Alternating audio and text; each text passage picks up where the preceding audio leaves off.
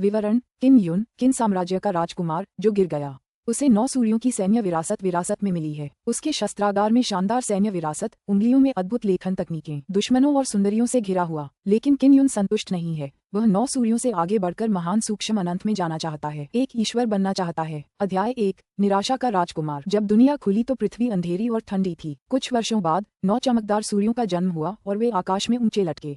पृथ्वी के चमकदार प्रकाश ने उन 9 सूर्यों की आध्यात्मिक ऊर्जा को जन्म दिया।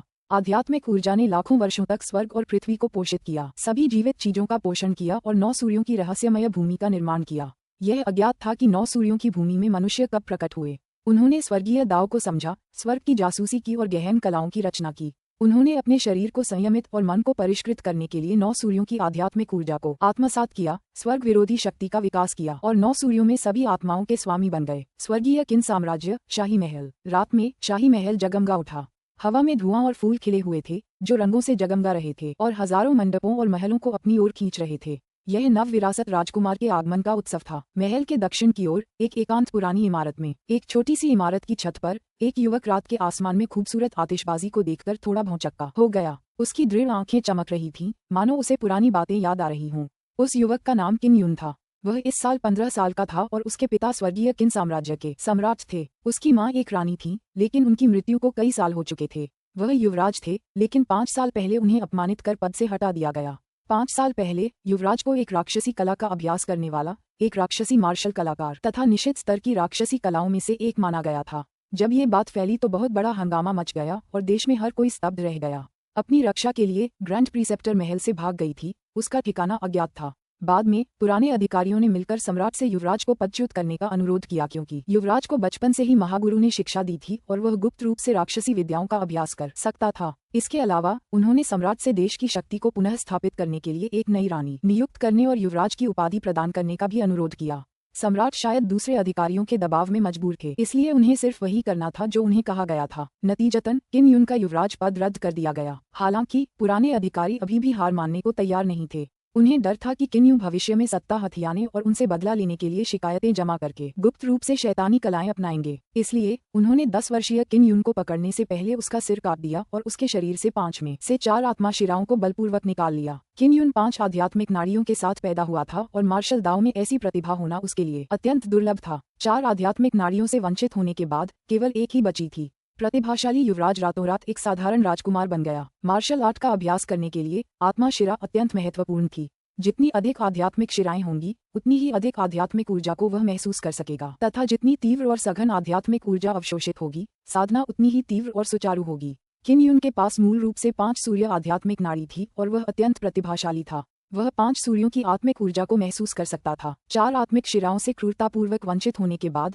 केवल एक आत्मिक शिरा बची थी और वह केवल सूर्य की आत्मा को ही महसूस कर सकती थी। भविष्य में आप चाहे कितनी भी कोशिश कर लें, आप एक मजबूत साधक नहीं बन पाएंगे। तुमने मिलकर मुझे और मेरी बहन महागुरु को फंसाने की साजिश रची। तुमने न सिर्फ युवराज का मेरा पद छीन लिया, बल्कि मेरी आत्मिक शिरा को भी नष्ट कर दिया और मेरे युद्ध पथ को अवरुद्ध कर दिया। इतनी बड़ी नफरत किसी से साझा नहीं की जा सकती। अगर मैं, किम युन, अपनी साधना में सफल रहा तो मैं तुम्हारी शक्तियों को जरूर उखाड़ फेंकूंगा। किम युन ने मन ही मन एक प्रतिज्ञा की। वह उन नीच और दुष्ट वृद्ध जागीरदारों के कारण ऐसी मुश्किल में फंस गया था। महारानी, युवराज, यह मत सोचिए कि मुझे पता नहीं था कि आप इसमें शामिल हैं। मैं युवराज न बनूं तो भी ठीक है, लेकिन मेरी आत्मा की नस को नष्ट करने के लिए और मेरे युद्ध कला के मार्ग को काटने के लिए आपसे इस प्रकार की महान शत्रुता धीरे धीरे तय हो जाएगी। किम युन के पास पहले से ही 5 आध्यात्मिक नाड़ियां थीं। इसके अलावा वह युवराज भी था। भविष्य में वह विशाल और रहस्यमयी 9 सूर्यों वाली 9 वीरान दुनिया का अनुभव करने के लिए निश्चित रूप से एक मार्शल आर्ट विशेषज्ञ बनेगा। वह युवराज की उपाधि को कभी अपनी नजरों में नहीं रखेगा, क्योंकि शक्ति ही सब कुछ है। छत से नीचे कूदने के बाद उन्होंने अपने विशेष रूप से निर्मित भारी उपकरण पहने और शाम को खेती करना शुरू कर दिया। वह तरह तरह के भारी उपकरण पहने हुए था, जिनका कुल वजन 500 पाउंड से भी ज्यादा था। चूंकि उसके पास सिर्फ एक साधारण आध्यात्मिक नस थी, जो आध्यात्मिक ऊर्जा को अवशोषित करने और अपने शरीर को परिष्कृत करने के उसके तरीके से अलग थी, इसलिए वह अपने शरीर को मजबूत बनाने के लिए सिर्फ इसी कठिन तरीके का इस्तेमाल कर सकता था। मुझे मजबूत बनना होगा, मेरा भाग्य मेरे अपने हाथों में होना चाहिए। उन्होंने भारी उपकरण पहने जिनका वजन कुछ 100 पाउंड था और स्पिरिट टाइगर फिस्ट का एक सेट अभ्यास किया। ये पहली तकनीक ऐसी थी जिसे खरीदने में उसने अपनी सारी जमा पूंजी लगा दी थी। हालांकि यह कमजोर थी, लेकिन यह उसके शरीर को संयमित करने और साथ ही आध्यात्मिक ऊर्जा को अवशोषित करने में सक्षम थी। पिछले 5 सालों से अपनी किस्मत बदलने के लिए किम युन ने अपनी गरिमा की रक्षा की थी ताकि ताकत हासिल कर सके। हर दिन और हर रात वह बिना किसी रुकावट के कड़ी मेहनत से साधना करता रहा। देर रात तक आतिशबाजी बंद नहीं हुई। महल के ऊपर की हवा घने धुएं और बारूद की गंध से भरी हुई थी। किन युन थक चुका था। हालांकि दिन रात साधना करना कठिन था, फिर भी वह अपनी शक्ति में वृद्धि महसूस कर सकता था। यही उसे दृढ़ रहने की प्रेरणा दे रहा था। आज मैं बहुत थक गया हूँ, इसलिए मुझे यकीन है कि इसका बहुत अच्छा असर होगा। चलो आराम करते हैं। वह कुएं पर पहुंचा और नहाने के लिए पानी निकालने ही वाला था कि अचानक एक बूढ़ा आदमी वहां आया। ये बूढ़ा आदमी महल का महानिदेशक था। मैनेजर वांग, क्या बात है? किन युन ने बुजुर्ग को देखते ही जल्दी से पूछा।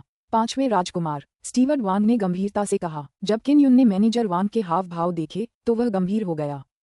ठीक है, सम्राट ने आदेश दिया कि 10 दिन बाद जो राजकुमार मार्शल बॉडी के चौथे स्तर में प्रवेश करने में विफल रहे उन्हें सेना में शामिल होना होगा और जानवरों की सेना के खिलाफ लड़ने के लिए सीमा पर जाना होगा। स्टीवर्ट वांग की अभिव्यक्ति गंभीर थी, उसकी आंखों में सहानुभूति की एक झलक झलक रही थी। जब किन युन ने ये सुना तो उसके चेहरे के भाव बदल गए। उसका शरीर अचानक कांप उठा और उसने अपनी मुट्ठियां भींच लीं, जिससे एक तीखी टक जैसी आवाज निकली। एक राजकुमार जो 15 वर्ष की आयु में मार्शल बॉडी दायरे के चौथे स्तर में कदम रखने में विफल रहा, उसे ऐसे व्यक्ति के रूप में देखा गया जिसका मार्शल दाव के साथ कोई संबंध नहीं था। राजकुमारों के एक समूह को तैयार करने में बहुत सारे संसाधनों की जरूरत होती। अगर वे राजकुमारों को सेना में भर्ती होने के लिए भेजते तो न सिर्फ वे नागरिकों और सैनिकों का स्नेह जीत पाते, बल्कि साम्राज्य के नागरिकों की सद्भावना भी हासिल कर लेते। मार्शल बॉडी क्षेत्र के 9 स्तर थे और पहले 3 स्तर मुख्यतः क्यूई साधना से संबंधित थे। यदि किसी की आध्यात्मिक नाड़ी बहुत कमजोर हो तो सूर्य की आध्यात्मिक ऊर्जा को महसूस करना कठिन होगा और इस प्रकार उसकी साधना पर इसका बहुत बड़ा प्रभाव पड़ेगा। किन युन के पास केवल एक ही आत्मा शिरा थी, इसलिए वह केवल एक ही सूर्य के आध्यात्मिक सार को ही महसूस कर सकता था। यही उसकी धीमी साधना का मुख्य कारण था। अगर कोई और होता तो वह युद्ध पद्धति से साधना करना छोड़ देता। केवल वही दृढ़ता से दृढ़ था। अगर हम अभी भाग गए तो पकड़े जाने पर हमें यातना देकर मार दिया जाएगा। किन युन अपने पीछे स्टीवर्ट वांग की आवाज नहीं सुन सका। उसे ये भी नहीं पता चला कि स्टीवर्ट वांग कब चला गया। वह कुएं के पास सन्नाटे में खड़ा था, उसका मन शून्य था, मानो वह किसी ठंडे कुएं की सबसे गहरी गहराई में गिर गया हो और लगातार संघर्ष कर रहा हो। इस बेबसी के एहसास ने उसे निराशा से भर दिया। जब वह 10 साल का था तब वह एक बच्चा ही था, फिर भी उसकी 4 आत्माएं एक नीच अधिकारी ने अपनी विषैली उपपत्नी के साथ ले लीं। उस समय किसी ने उसकी मदद नहीं की थी। तब से उसने कसम खाई कि चाहे उसे कितना भी कष्ट सहना पड़े वह और अधिक मजबूत बनेगा। मजबूत बनने का एकमात्र तरीका यह है कि किसी के द्वारा धमकाया न जाए, सब कुछ न छीन लिया जाए और विपरीत परिस्थितियों में निराश न हो। इस पल वह एक बार फिर मुश्किल में था, एक बार फिर बेतहाशा निगला जा रहा था। उसे ऐसा लग रहा था जैसे वह 5 साल पहले लौट गया हो, जब उसकी आत्मा की नास चूस ली गई थी। एक अतुलनीय रूप से दर्दनाक पल। पिछले 5 वर्षों से शाही महल में हर संभव तरीके से उसका उपहास किया जा रहा था और चाहे उसने कितनी भी कठिनाइयों का सामना किया हो, वह मार्शल तरीके से साधना करने से पीछे नहीं हटा था। कठिन प्रशिक्षण के बाद अंततः उन्हें आशा की एक किरण दिखाई दी। अंततः वह मार्शल बॉडी स्टेज के दूसरे स्तर पर पहुंच गया था। उस पल उसकी आंखों में गर्म आंसू आ गए। उसकी कठिन साधना आखिरकार रंग लाई। तब से उन्हें दृढ़ विश्वास था कि जब तक वह कड़ी मेहनत करते रहेंगे वह एक दिन मार्शल दाव व्यवसायी बनेंगे और अपना भाग्य बदल देंगे। लेकिन अभी तो उसे क्रूर दरिंदों से लड़ने के लिए सेना में भर्ती होने के लिए मजबूर किया जा रहा था। यह निस्संदेह एक मौत की सजा थी, उसकी युद्ध कला के मार्ग का पूर्ण अंत। अध्याय 2 पौराणिक पल्स। युवराज के स्वागत में आयोजित भोज के बाद भव्य वेशभूषा में सजे राजकुमार और राजकुमारियां आपस में बातें करने और हंसने लगे। वे किन युन के जर्जर छोटे से मंडप के पास से गुजरे और देखा कि वह एक कुएं के पास स्तब्ध बैठा है। उन्हें तुरंत कुछ समझ आ गया। पूर्व युवराज एक छोटा सिपाही बनने वाला है जो सीमा पर जाकर दरिंदों को खाना खिलाएगा। ये परिवर्तन बहुत बड़ा है। हाँ, ये सब उस महान शिक्षक की गलती है। वह बिना कुछ बेहतर किए किस तरह की शैतानी तकनीक अपना रही है, वरना वह आज इस मुकाम पर कैसे पहुंच पाता। उसकी मां ने जीते जी महल में बहुत से लोगों को नाराज किया था। कोई उसकी मदद नहीं करेगा। वैसे नए युवराज के पास मूल रूप से 5 मेरिडियन थे। बाद में वह किन युन की एक आत्मा शिरा के साथ सफलतापूर्वक जुड़ गया। अब उसके पास 6 मेरिडियन प्रतिभा है और वह इतनी कम उम्र में मार्शल बॉडी क्षेत्र के 6ठे स्तर पर पहुंच गया है। वह उस समय के किन युन से कहीं ज्यादा शक्तिशाली है और वह बहुत सुंदर भी है। नए युवराज हमें बिल्कुल निराश नहीं करेंगे। वे भविष्य के स्वर्गीय किन सम्राट होंगे। उन्हें कल तियानशुआन मार्शल आर्ट्स स्कूल जाना चाहिए, है ना? वह एक बहुत ही शक्तिशाली मार्शल आर्ट्स अकादमी है। दूर से बातचीत सुनकर किन युन के दिल में सभी भावनाएं उमड़ पड़ीं। उसने जो 4 आत्मा शिराएं निकाली थीं, उनमें से एक नए युवराज के साथ जुड़ गई थी। आत्मा शिराओं का विलय एक बेहद मुश्किल काम था। 10,000 आत्मा शिराओं में से एक आदर्श जोड़ी ढूंढना बहुत मुश्किल था। ये सब किस्मत पर निर्भर था, लेकिन नए युवराज ने इसे सफलतापूर्वक मिला दिया। यह उसकी अपनी आत्मा की नस ही थी जिसने नए युवराज को दुर्लभ 6 आध्यात्मिक नाड़ियां प्राप्त करने में सक्षम बनाया। तुरंत ही किन युन का हृदय मिश्रित भावनाओं से भर गया। मैं इसे स्वीकार नहीं कर सकता, मैं इसे स्वीकार नहीं कर सकता। कमीने विश्वासघाती अधिकारी, कमीनी महारानी, मैं तुम्हें नष्ट कर दूंगा। वह दहाड़ा और पागलों की तरह पत्थर पर मारा, जिससे उसकी मुट्ठियों से खून बहने लगा। अचानक उसे अपनी कलाई पर सुखद गर्माहट महसूस हुई, जिससे वह, जो क्रोधित था, अचानक जाग गया। यह वह वस्तु है जो बड़ी बहन ग्रैंड प्रीसेप्टर ने मुझे जाने से पहले दी थी। किन यून ने जल्दी से अपनी कलाई पर नजर डाली। वह उसके खून के 9 मोतियों की माला थी। उसने कंगन को ध्यान से देखा। उस पर लगभग लौंग की गुठली के आकार के 9 काले मोती थे। वे बेतरतीब थे और उनमें कोई चमक नहीं थी। चूंकि केवल 9 मोती थे, वे विरल, साधारण और भद्दे लग रहे थे। महागुरु की बड़ी बहन महल छोड़ने से पहले जल्दी में मुझे ढूंढने आई थी। उन्होंने मुझे इसे संभाल कर रखने को कहा था और मुझे यह नहीं बताया कि यह क्या है। किन यून रहस्यमयी 9 मोतियों वाले कंगन को घूरते हुए थोड़ा भौहें चढ़ा रहा था। उसने सोचा कि उस समय क्या हुआ था। उसकी कलाई से उसकी बाह में गर्म धारा प्रवाहित होती रही। उसने आंखें बंद की और अपने हृदय को शांत किया ताकि उस गर्म धारा को ध्यान से महसूस कर सके।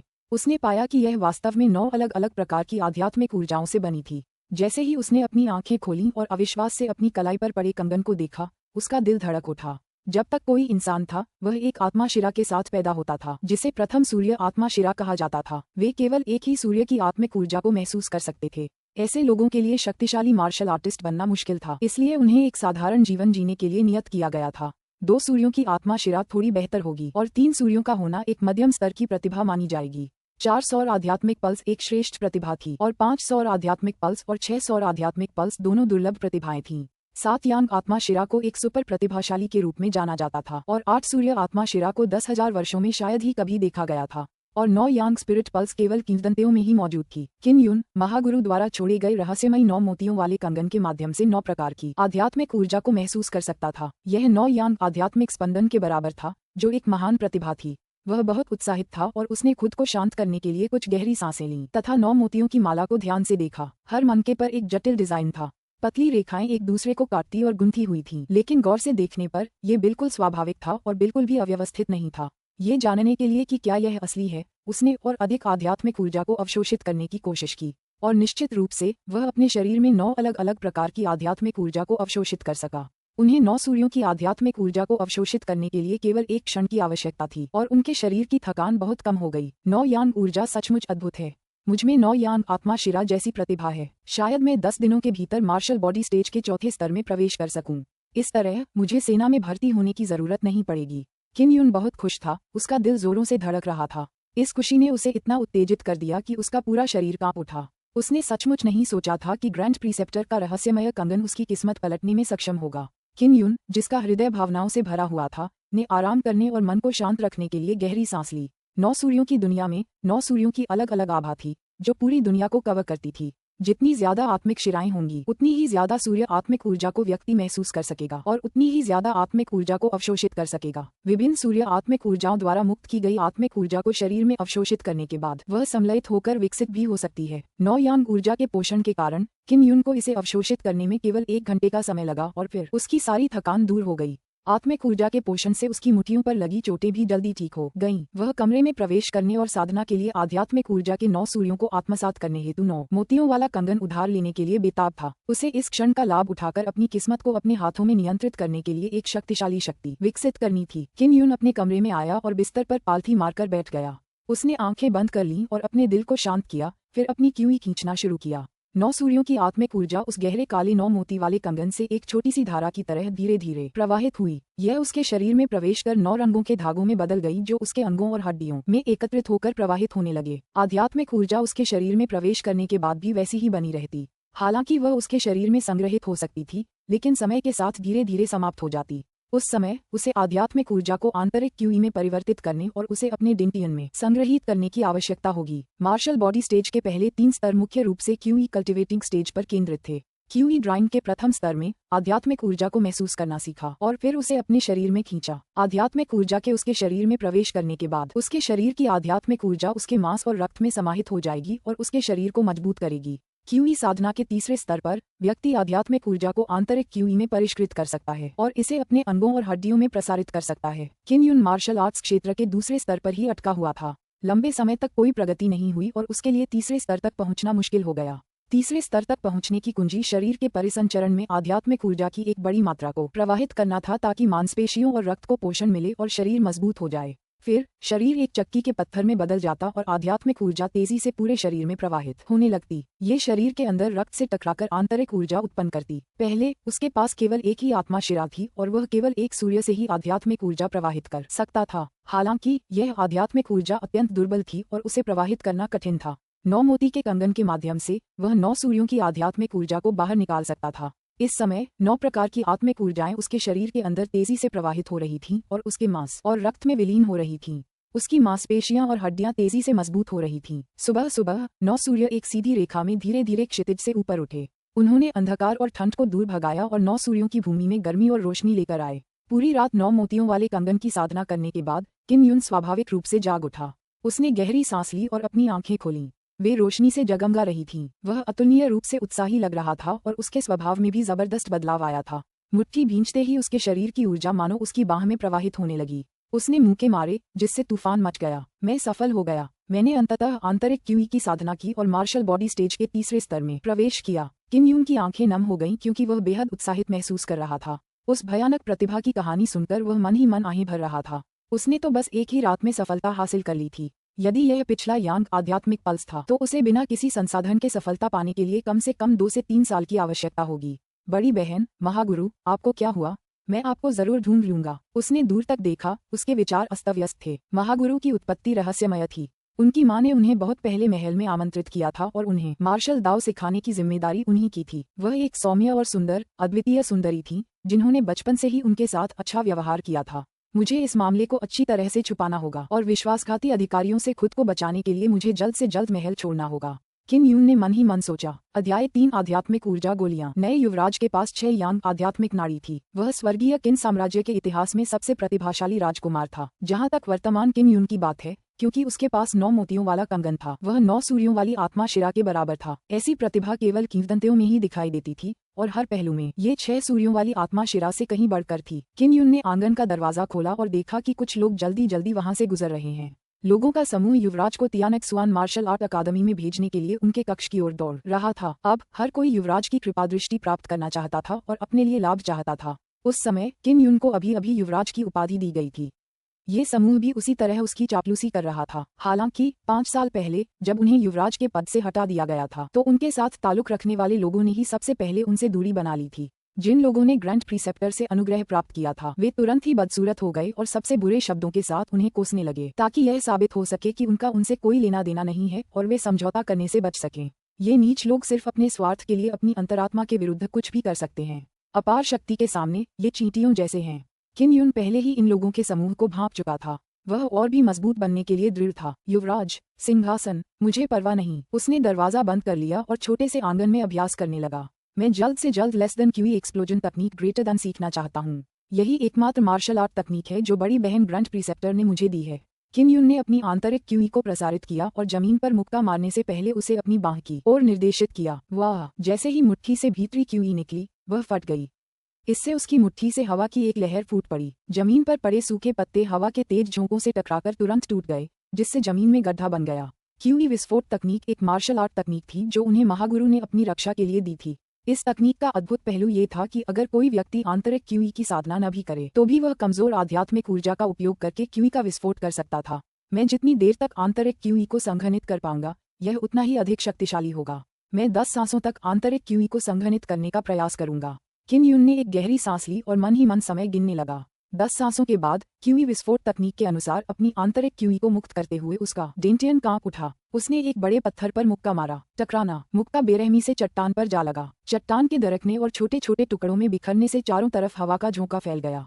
किम यून ने राहत की गहरी सांस ली। उसका चेहरा पीला पड़ गया और उसकी बाह में हल्का दर्द हुआ। हालांकि उसका दिल खुशी से भर गया था। क्यूई विस्फोट तकनीक की ताकत बेहद तेज थी। पहले वाले मुक्के में कम से कम 1000 पाउंड की ताकत थी। यह सही है। जब तक मैं मार्शल बॉडी क्षेत्र के तीसरे स्तर तक पहुंच जाता हूं, मैं औषधीय गोलियां प्राप्त करने के लिए आध्यात्मिक गोलियों के मंडप में जा पाऊंगा। किम यून को अचानक ये बात सूझी। स्वर्गीय किन साम्राज्य में जब राजकुमार और राजकुमारियां मार्शल बॉडी स्टेज के तीसरे स्तर तक पहुंच जाते थे तो वे आध्यात्मिक गोलियों के मंडप में जाकर 5 आध्यात्मिक क्यूई गोलियां प्राप्त कर सकते थे। एक क्षण आराम करने के बाद किम यून सायोनिक पैलेट पवेलियन की ओर चल पड़ा। महल के पूर्व की ओर एक औषधीय पौधों का उद्यान था जो दर्जनों एकड़ भूमि पर फैला हुआ था और चारों ओर से दीवारों से घिरा हुआ था। एलेक्सिर पवेलियन औषधीय उद्यान के ठीक बीच में स्थित था। यह एक 3 मंजिला शास्त्रीय इमारत थी। किन यून आध्यात्मिक गोलियों के मंडप के प्रवेश द्वार पर पहुंचने से पहले एक पल के लिए दौड़ा। उसने देखा कि कई पहरेदार एक लंबी कतार में खड़े थे। वे सभी आध्यात्मिक ऊर्जा की गोलियां लेने आए थे। उन्हें हर साल एक गोली मिलती थी। पहरेदारों ने किन यून के आगमन को देखा, लेकिन राजकुमार को प्रणाम नहीं किया। ऐसा इसलिए था क्योंकि सबको पता था कि किन यून की सारी गति खत्म हो चुकी है। 10 दिन में उसे सेना में भर्ती होने के लिए मजबूर होना पड़ेगा। शाही परिवार उसे पूरी तरह से त्याग देगा और उसे फिर कभी उठने का मौका नहीं मिलेगा। किन यून को भी पहरेदारों के मन में उसके प्रति घृणा का एहसास हो रहा था। वह मन ही मन नाराज था, पर उसने एक शब्द भी नहीं कहा। इतने सालों से वह ऐसा ही था। चूंकि वह एक राजकुमार था, इसलिए उसे आध्यात्मिक क्यूई गोलियां लेने के लिए कतार में लगने की जरूरत नहीं थी। वह सीधे पहली खिड़की पर चला गया। गोलियां बांटने वाला एक गोल मटोल चेहरे वाला अधेड़ उम्र का आदमी था। जब उसने किन यून को देखा तो उसका स्वर कड़वा हो गया और उसकी आंखों में तिरस्कार का भाव छिपा नहीं रहा था। उसने व्यंग्यात्मक लहजे में कहा, 5वें राजकुमार, तुम यहाँ क्या कर रहे हो? गोल चेहरे वाला अधेड़ उम्र का आदमी महारानी का आदमी था। अब महारानी को ताकत मिल गई थी, तो वह महल में अकेले ही अपने हाथों से आसमान नाप सकती थी। रानी का वफादार कुत्ता गुलाम होने के नाते उसमें बहुत अकड़ थी।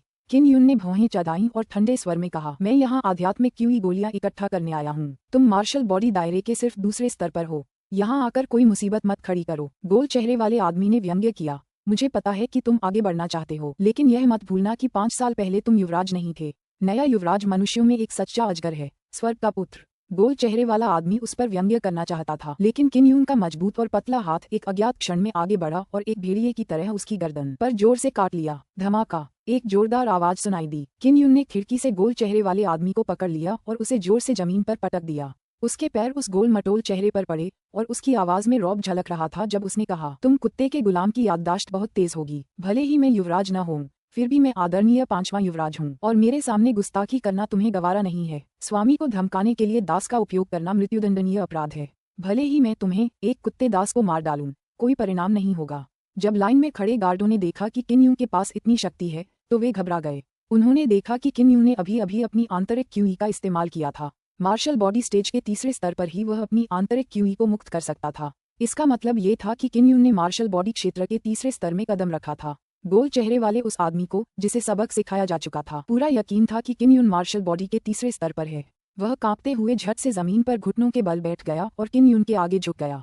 मैं 5वें राजकुमार को तुरंत आध्यात्मिक क्यूई गोली लाकर दूंगा। अधेड़ उम्र का आदमी उठा और जल्दी से कमरे में दाखिल हुआ। उसने 5 आध्यात्मिक ऊर्जा गोलियां निकाली और किन यून के सामने आया।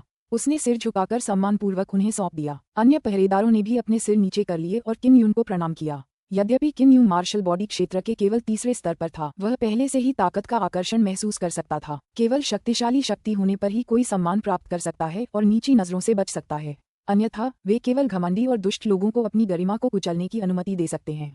किन यून ने गोली ली और औषधीय उद्यान के प्रवेश द्वार की ओर मुड़ा। तभी उसने एक युवती और एक युवक को अंदर आते देखा। युवा लोग सुंदर थे और युवतियां भी सुंदर थीं। उन्होंने शानदार कपड़े पहने थे और उनकी मुस्कान बहुत प्यारी थी। क्या ये किन यून नहीं था? तुम्हें 10 दिन में सेना में भर्ती होने के लिए मजबूर किया जाएगा और मुझे लगा था कि तुमने आत्महत्या कर ली है। युवक ने एक चमकदार सुनहरे लाल कड़ाईदार चोगा पहना हुआ था। उसके चेहरे पर एक तिरस्कार भरी मुस्कान थी जब उसने किन यून से कहा। वह 4था राजकुमार था और उसका नाम किन नहीं था। वह युवराज का छोटा भाई था। उसने कुछ समय पहले ही मार्शल बॉडी स्टेज के 4थे स्तर में कदम रखा था और आध्यात्मिक अमृत प्राप्त करने के लिए यहाँ आया था। जब पहरेदारों ने देखा कि 4था राजकुमार आ गया है, तो उन्होंने तुरंत सिर झुकाया। गोल मटोल चेहरे वाला अधेड़ आदमी तो दौड़कर उनके पास आया। किन यून ने भावशून्य चेहरे से किन तियानी को देखा और कहा, मैं तुम्हारी तरह काया नहीं हूँ जो मुसीबत में होने पर आत्महत्या करने के बारे में सोचूं। मैंने अभी अभी मार्शल बॉडी दायरे के तीसरे स्तर में कदम रखा है, इसलिए मैं यहाँ एक स्पिरिट पिल प्राप्त करने आया हूँ। अपनी बात समाप्त करने के बाद उसने किन तियानी के बगल में बैठी युवा लड़की की ओर देखा। उस युवती ने बर्फ सी सफेद पोशाक पहनी हुई थी और उसका रूप रंग बहुत ही नाजुक और सुंदर था। उसकी सुंदरता में एक परिष्कृत और सुसंस्कृत भाव था। उसका नाम युआन यानेन था। वह महान सेनापति युआन की बेटी और किन यून की सहेली थी। हालांकि वह केवल 15-16 साल की थी, लेकिन जब उसकी लहराती आंखें झपकती थीं, तो एक ऐसी शक्ति होती थी जो मन को मोहित कर लेती थी। वह एक संपूर्ण सौंदर्य थी। अध्याय 4 विस्फोट से रोष। कुछ दिन पहले किन यून ने सुना था कि युआन यानेन मार्शल बॉडी स्टेज के 4थे स्तर तक पहुंच गई है। आज वह यहाँ आध्यात्मिक ऊर्जा की गोली लेने आई थी। युवराज और उनकी बेटी के अलावा कुलीन जनरलों के सभी वंशज गोलियां लेने के लिए महल में स्थित स्पिरिट पिल पवेलियन में आ सकते थे। युआन यान बचपन में एक अजीब बीमारी से पीड़ित थी। वह हमेशा कमजोर और बीमार रहती थी। अंततः किन यून के महागुरु ने उसकी उत्कृष्ट चिकित्सा कुशलता का उपयोग करके उसका इलाज किया। इसलिए युवावस्था में ही किन यून के साथ उसके बहुत अच्छे संबंध थे। हालांकि किन यून को समाप्त कर दिए जाने के बाद उन दोनों की मुलाकात नहीं हुई थी। जब युआन यानेंग और किन तियानी ने किन यून को ये कहते सुना कि उन्होंने मार्शल बॉडी क्षेत्र के तीसरे स्तर में कदम रखा है तो वे बेहद आश्चर्यचकित हुए। ऐसा इसलिए था क्योंकि किन यून के पास केवल एक ही आत्माशिरा थी। उसे पोषण देने वाली बड़ी संख्या में गोलियों के बिना उसके लिए मार्शल बॉडी क्षेत्र के तीसरे स्तर तक पहुंचना असंभव था। किन यून ने युआन यानेंग की तरफ मुस्कुराते हुए धीरे से कहा, बहन यानेंग, बहुत दिन हो गए मुलाकात नहीं हुई। तुम तो वाकई 18 साल की औरत बन गई हो। मैं तो तुम्हें पहचान ही नहीं पाया। भाई, तुम्हें अभी अभी 5 आध्यात्मिक ऊर्जा गोलियां मिली हैं, है ना? युआन यानेंग ने अपना सिर थोड़ा नीचे किया। उसके चेहरे पर थोड़ी शर्म थी। उसने धीरे से कहा। किन तियानई, जो बगल में खड़ा था, ने किन यून और युआन यानेंग को इतनी आत्मीयता से बातचीत करते देखा। उसके चेहरे के भाव अचानक बदल गए। सभी को यह अजीब लगा कि किन यून इतनी कठिन परिस्थिति में होने के बावजूद भी एक सुंदरी का पक्षधर था। किन यून युआन यानेंग के पास गया और मुस्कुराते हुए बोला, यानेंग, क्या तुम भी गोली लेने आए हो? इस समय तुम मुझसे कहीं ज्यादा ताकतवर हो। तुम पहले से ही मार्शल बॉडी स्टेज के चौथे स्तर पर एक मार्शल आर्टिस्ट हो। तीसरा और चौथा चरण पूरी तरह से अलग क्षेत्र था। मार्शल बॉडी स्टेज के तीसरे स्तर पर आंतरिक क्यूई बनाने के लिए व्यक्ति को बड़ी मात्रा में आंतरिक क्यूई का उपयोग करना पड़ता था, तभी वह मार्शल बॉडी स्टेज के चौथे स्तर पर कदम रख पाता था। आंतरिक ऊर्जा एक ऐसी चीज थी जो साधक को अपने शरीर में बड़ी मात्रा में आंतरिक ऊर्जा संग्रहित करने में सक्षम बनाती थी। यह एक मार्शल आर्टिस्ट के लिए बहुत महत्वपूर्ण थी। प्रतिभाशाली लोगों के लिए आंतरिक शक्ति को एकत्रित करना मुश्किल नहीं था, लेकिन केवल 2 वंशों वाले लोगों के लिए ये बेहद मुश्किल था। जब किन तियानई ने किम यून और युआन यानिंग को खुशी से बातें करते देखा तो उसकी अभिव्यक्ति और भी बदसूरत हो गई। सब देख सकते थे कि वह ईर्ष्यालु था, लेकिन उसने कोई प्रतिक्रिया नहीं दी। उसने बस अपनी मुठ्ठियां भींच लीं और मुंह बनाया। भाई यूं, आप 10 दिनों में सेना में शामिल हो जाएंगे। भले ही आप मार्शल बॉडी मिरर के तीसरे स्तर पर एक मार्शल कलाकार हैं, लेकिन आपके लिए 10 दिनों के भीतर मार्शल बॉडी मिरर के चौथे स्तर में प्रवेश करना असंभव है। युआन यानेंग की बात सुनकर किन यून को लगा कि कुछ गड़बड़ है। वह भौहें चढ़ाए और सुनता रहा। तुम्हारे पास सिर्फ एक ही आत्माशिरा है, इसलिए मार्शल मार्ग से तुम्हारा कोई भाग्य नहीं है। मुझे पता है कि यह तुम्हारी गलती नहीं है, ये सब ग्रैंड प्रीसेप्टर की गलती है। बड़े भाई यूं, बस अपने भाग्य को स्वीकार करो और अपने हाथों में जो आत्मा की गोली है उसे तियानी को दे दो। युआन यानेंग, चुप रहो। किन यूं ने उसकी बात पूरी होने तक इंतजार नहीं किया और गुस्से से गरजते हुए बोला, अगर उस समय महागुरु ने तुम्हारे साथ ऐसा व्यवहार नहीं किया होता तो तुम आज यहाँ कैसे होती? मैंने कभी नहीं सोचा था कि तुम सचमुच इतनी कृतघ्न इंसान हो। जैसे ही किन यून चिल्लाया, उसके हृदय से एकत्रित क्रोध और आंतरिक ऊर्जा एक शक्तिशाली हवा में बदल गई जिसने युआन यान को कुछ कदम पीछे उड़ा दिया। युआन यानेंग के बाल झटके से बिखर गए। जब उसने किन यून के गुस्से और हत्या के इरादे को महसूस किया तो उसका सुंदर चेहरा डर से पीला पड़ गया।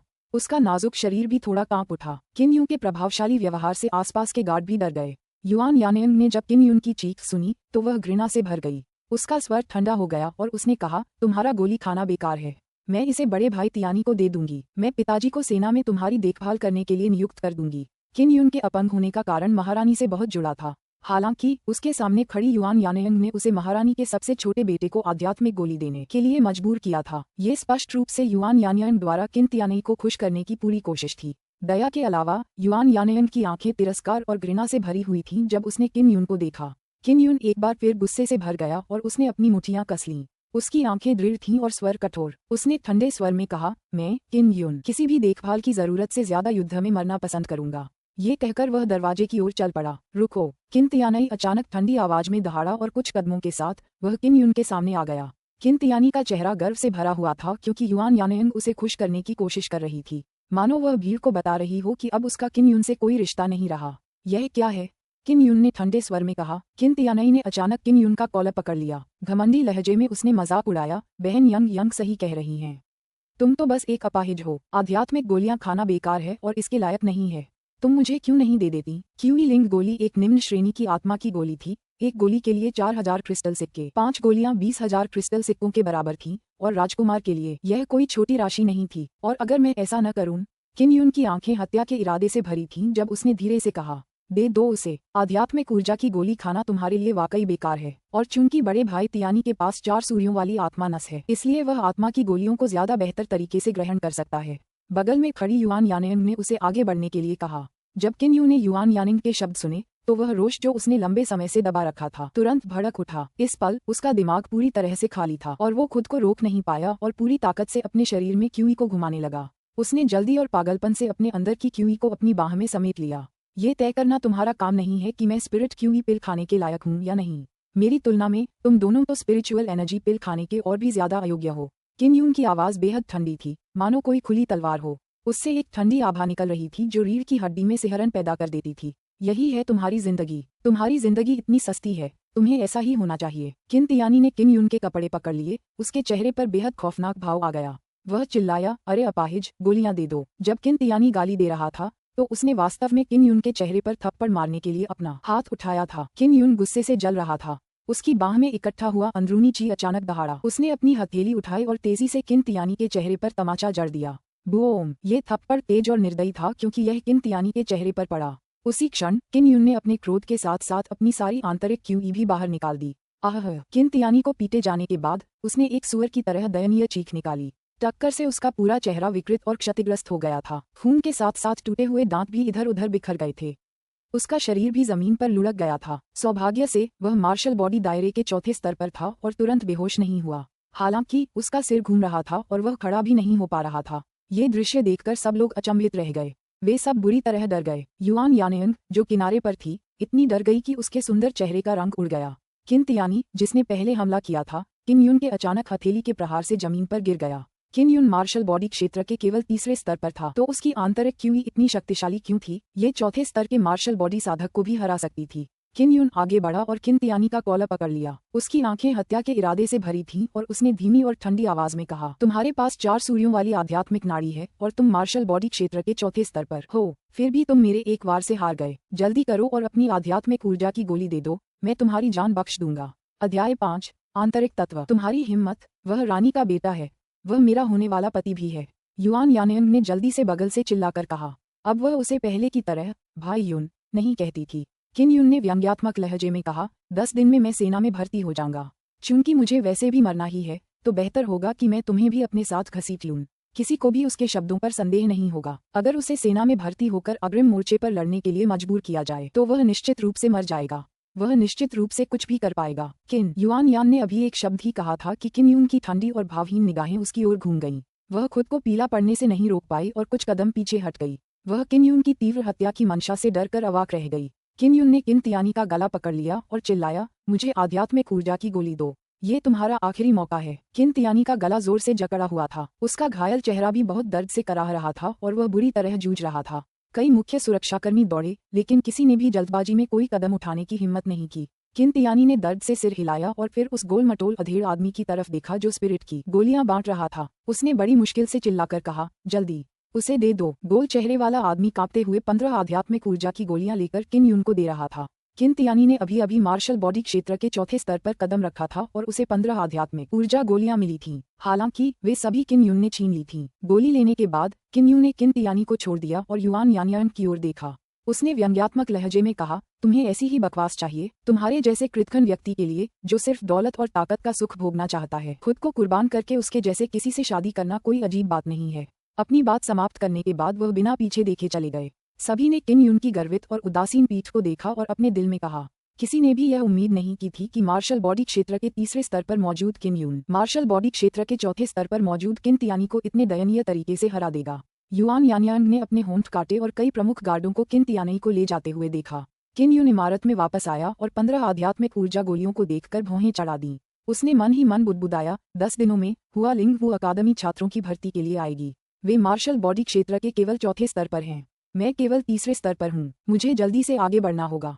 जब तक मैं हुआ लिंग वू अकादमी में प्रवेश करता हूँ, मुझे अपनी मार्शल आर्ट का अभ्यास करने के लिए एक स्थिर वातावरण मिलेगा। आध्यात्मिक ऊर्जा की गोली के अंदर बड़ी मात्रा में आध्यात्मिक ऊर्जा है, जो मुझे शीघ्र सफलता पाने में मदद कर सकती है। जब तक वह अपने डेंटियन से एक आंतरिक युआन को संघनित कर सकता है, वह मार्शल बॉडी स्टेज के चौथे स्तर में कदम रखेगा। आंतरिक युआन बड़ी मात्रा में आंतरिक क्यूई को संग्रहित करने में सक्षम था। साथ ही इसका उपयोग आंतरिक क्यूई को परिष्कृत और शुद्ध बनाने के लिए भी किया जा सकता था। आंतरिक क्यूई को संघनित करने के लिए व्यक्ति को पहले अपने शरीर में बड़ी मात्रा में आध्यात्मिक ऊर्जा को अवशोषित करना पड़ता है, फिर बड़ी मात्रा में आध्यात्मिक ऊर्जा को अपने दांतेन में संग्रहित करना पड़ता है और अंत में उसे अपने आंतरिक क्यूई में संघनित करना पड़ता है। इसे पूरा करना मुश्किल तो नहीं था, लेकिन आसान भी नहीं था।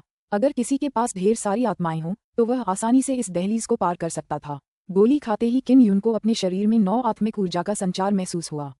यह एक सुखद आश्चर्य था। रहस्यमयी 9 रत्नों वाला कंगन न केवल 9 सूर्यों की आध्यात्मिक ऊर्जा को अवशोषित करने में सक्षम था, बल्कि यह आध्यात्मिक ऊर्जा गोली के भीतर निहित 9 प्रकार की आध्यात्मिक ऊर्जा को भी महसूस करने में सक्षम था, जिसका अर्थ था कि यह उन्हें पूरी तरह से अवशोषित करने में सक्षम था।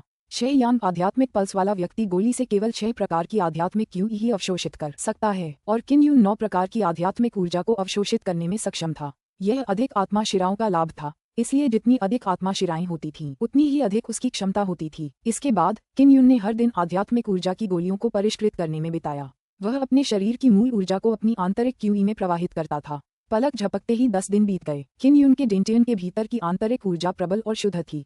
यह एकत्रित होकर एक चमकदार सुनहरा चक्रवात बन गया जिसने उसके डेंटियन को उभारकर फुला दिया। उन्होंने अपनी इच्छा शक्ति का प्रयोग करके अपने डेंटियन के भीतर भंवर को नियंत्रित किया, जिससे वह लगातार सिकुड़ता रहा। कुछ ही देर बाद किन यून को अचानक लगा कि उसका पेट बहुत गर्म और असहज है।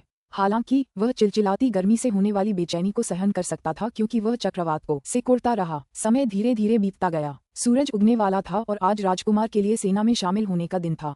यदि किन यून मार्शल बॉडी क्षेत्र के चौथे स्तर में प्रवेश नहीं कर सका तो उसे सेना में शामिल होने के लिए मजबूर होना पड़ेगा। इस समय वह अपने शरीर में 9 यान ऊर्जा को अवशोषित कर रहा था। अचानक पसीने से लथपथ किन यून के शरीर से एक हल्की सुनहरी धुंध निकलने लगी, मानो उसकी तात्विक ऊर्जा संघनित होने ही वाली हो। सुबह सुबह सूरज की रोशनी खिड़की से अंदर आ रही थी। किन यून के शरीर से अचानक सुनहरी धुंध फूट पड़ी, जिससे वह कराह उठा। हवा का एक झोंका कमरे में मौजूद चीजों पर बहने लगा। मैंने अंततः अपने आंतरिक युवान को संघनित कर लिया है और मैं मार्शल बॉडी क्षेत्र के चौथे स्तर में कदम रख चुका हूँ। उसने उत्साह से अपनी मुठियां भींच लीं। अगर वह समारोह से पहले ही वहां से निकल जाता तो उसे सेना में भर्ती होने की जरूरत नहीं पड़ती। किन यून बहुत खुश था। अपना सामान पैक करने के बाद वह उस इमारत से बाहर निकला जिसे उसने कड़ी मेहनत से बनाया था। वह शाही महल के चौक की ओर चल पड़ा। पिछले कुछ दिनों में महल में किन यून द्वारा किंत यानी की आध्यात्मिक ऊर्जा की गोली चुराने के बारे में गर्मागर्म चर्चा चल रही थी। कई लोगों को यह अजीब लगा क्योंकि पिछले 10 दिनों में रानी किन यून को परेशान करने नहीं गई थी। इसलिए हर कोई यह अनुमान लगाने लगा कि यह सम्राट तियानाकिन था जिसने अंधेरे में उसे रोक दिया था, जिससे किन यून को अंतिम 10 दिनों तक साम्राज्य के भीतर शांति से रहने की अनुमति मिली। इंपीरियल पैलेस का विशाल चौक शोर और गतिविधि से गुलजार था। आज महल आम जनता के लिए खुला था। बाहर से लोग आकर सेना में भर्ती हो सकते थे या आध्यात्मिक सैन्य बल में भर्ती हो सकते थे। पूरे दिन वहां चहल पहल रहती थी। चौक का दक्षिणी जिला सबसे ज्यादा चहल पहल वाला था। प्रसिद्ध हुआ लिंग वू कॉलेज की वजह से कई शिक्षक छात्रों की भर्ती के लिए यहाँ भेजे गए थे। कई लोग पंजीकरण के लिए कतार में खड़े थे। चौक के पूर्वी हिस्से में भी शोर और उत्साह का माहौल था। यहाँ राजकुमार के सेना में शामिल होने का समारोह चल रहा था और राजकुमारों ने पहले ही विरोध करना शुरू कर दिया था। किन यून चौक के पूर्वी हिस्से में दौड़ा और देखा कि कुछ निराश राजकुमार एक बड़े लाल कालीन पर खड़े हैं और उन्हें कोई देख रहा है। वे दयनीय प्राणी थे जो 15 साल की उम्र में भी मार्शल बॉडी स्टेज के चौथे स्तर तक नहीं पहुंच पाए थे। एक राजकुमार के सेना में शामिल होने का समारोह बहुत भव्य था। आखिरकार एक राजकुमार होने के नाते कुछ गरिमा तो दिखानी ही पड़ती है। हालांकि चाहे वे कितने भी प्रतिष्ठित क्यों न हो, वे राजकुमारों को खुश नहीं कर सकते थे। उनमें से हर एक ऐसा लग रहा था मानो उसे नपुंसक बना दिया गया हो और उनके चेहरे दुख से भरे हुए थे। उदास मत हो, पूर्व युवराज किन यून तुम्हारे साथ जाएंगे, बगल में किसी ने मजाक किया। किन यून कभी युवराज थे। उनका रुतबा बहुत ऊंचा था, लेकिन कमजोर होने के कारण उन्हें सेना में भर्ती होना पड़ा। ये तो फांसी के बराबर था। हर कोई भावुक था। सबसे निर्दयी जगह शाही परिवार था। उस समय किन यून लाल कालीन के पास खड़ा था। वह बीच में लाल कालीन पर नहीं खड़ा था। वह अंदर क्यों नहीं गया? इस बात से सब हैरान हो गए। कुछ ही देर बाद सुनहरी रोशनी से जगमगाती एक बड़ी पालकी को कई लोग उठाकर ले जा रहे थे। महल की दासियों का एक समूह आगे पीछे चल रहा था। ये महारानी की पालकियां थीं। एक जनरल प्रबंधक आगे आया और उसने घोषणा की कि सम्राट को कुछ अत्यावश्यक मामलों पर ध्यान देना है और वह राजकुमार की भर्ती का प्रभार नहीं ले सकते, इसलिए महारानी को इस मामले का प्रभार सौंपा गया है। किन यून को सम्राट से मिले हुए कई साल हो गए थे। उसे एक अस्पष्ट सा एहसास हो रहा था कि सम्राट समय समय पर चुपके से उसकी मदद कर रहे हैं। वह समझ नहीं पा रहा था कि उसे ऐसा एहसास क्यों हो रहा था। आलीशान पालकी आ गई। उसमें से एक खूबसूरत महिला उतरी जिसने चमकदार फीनिक्स का चोगा पहना हुआ था। ये स्वर्गीय किन महारानी थी। उसका आलीशान फीनिक्स गाउन एक हल्की क्रिस्टल चमक से झिलमिला रहा था और उसके चारों ओर आत्मिक ऊर्जा छाई हुई थी। इस कवच में एक खास तरह की सुरक्षा थी, इसलिए यह अनमोल था। जैसे ही महारानी पालकी पर बैठी, सभी ने तुरंत सिर झुकाया।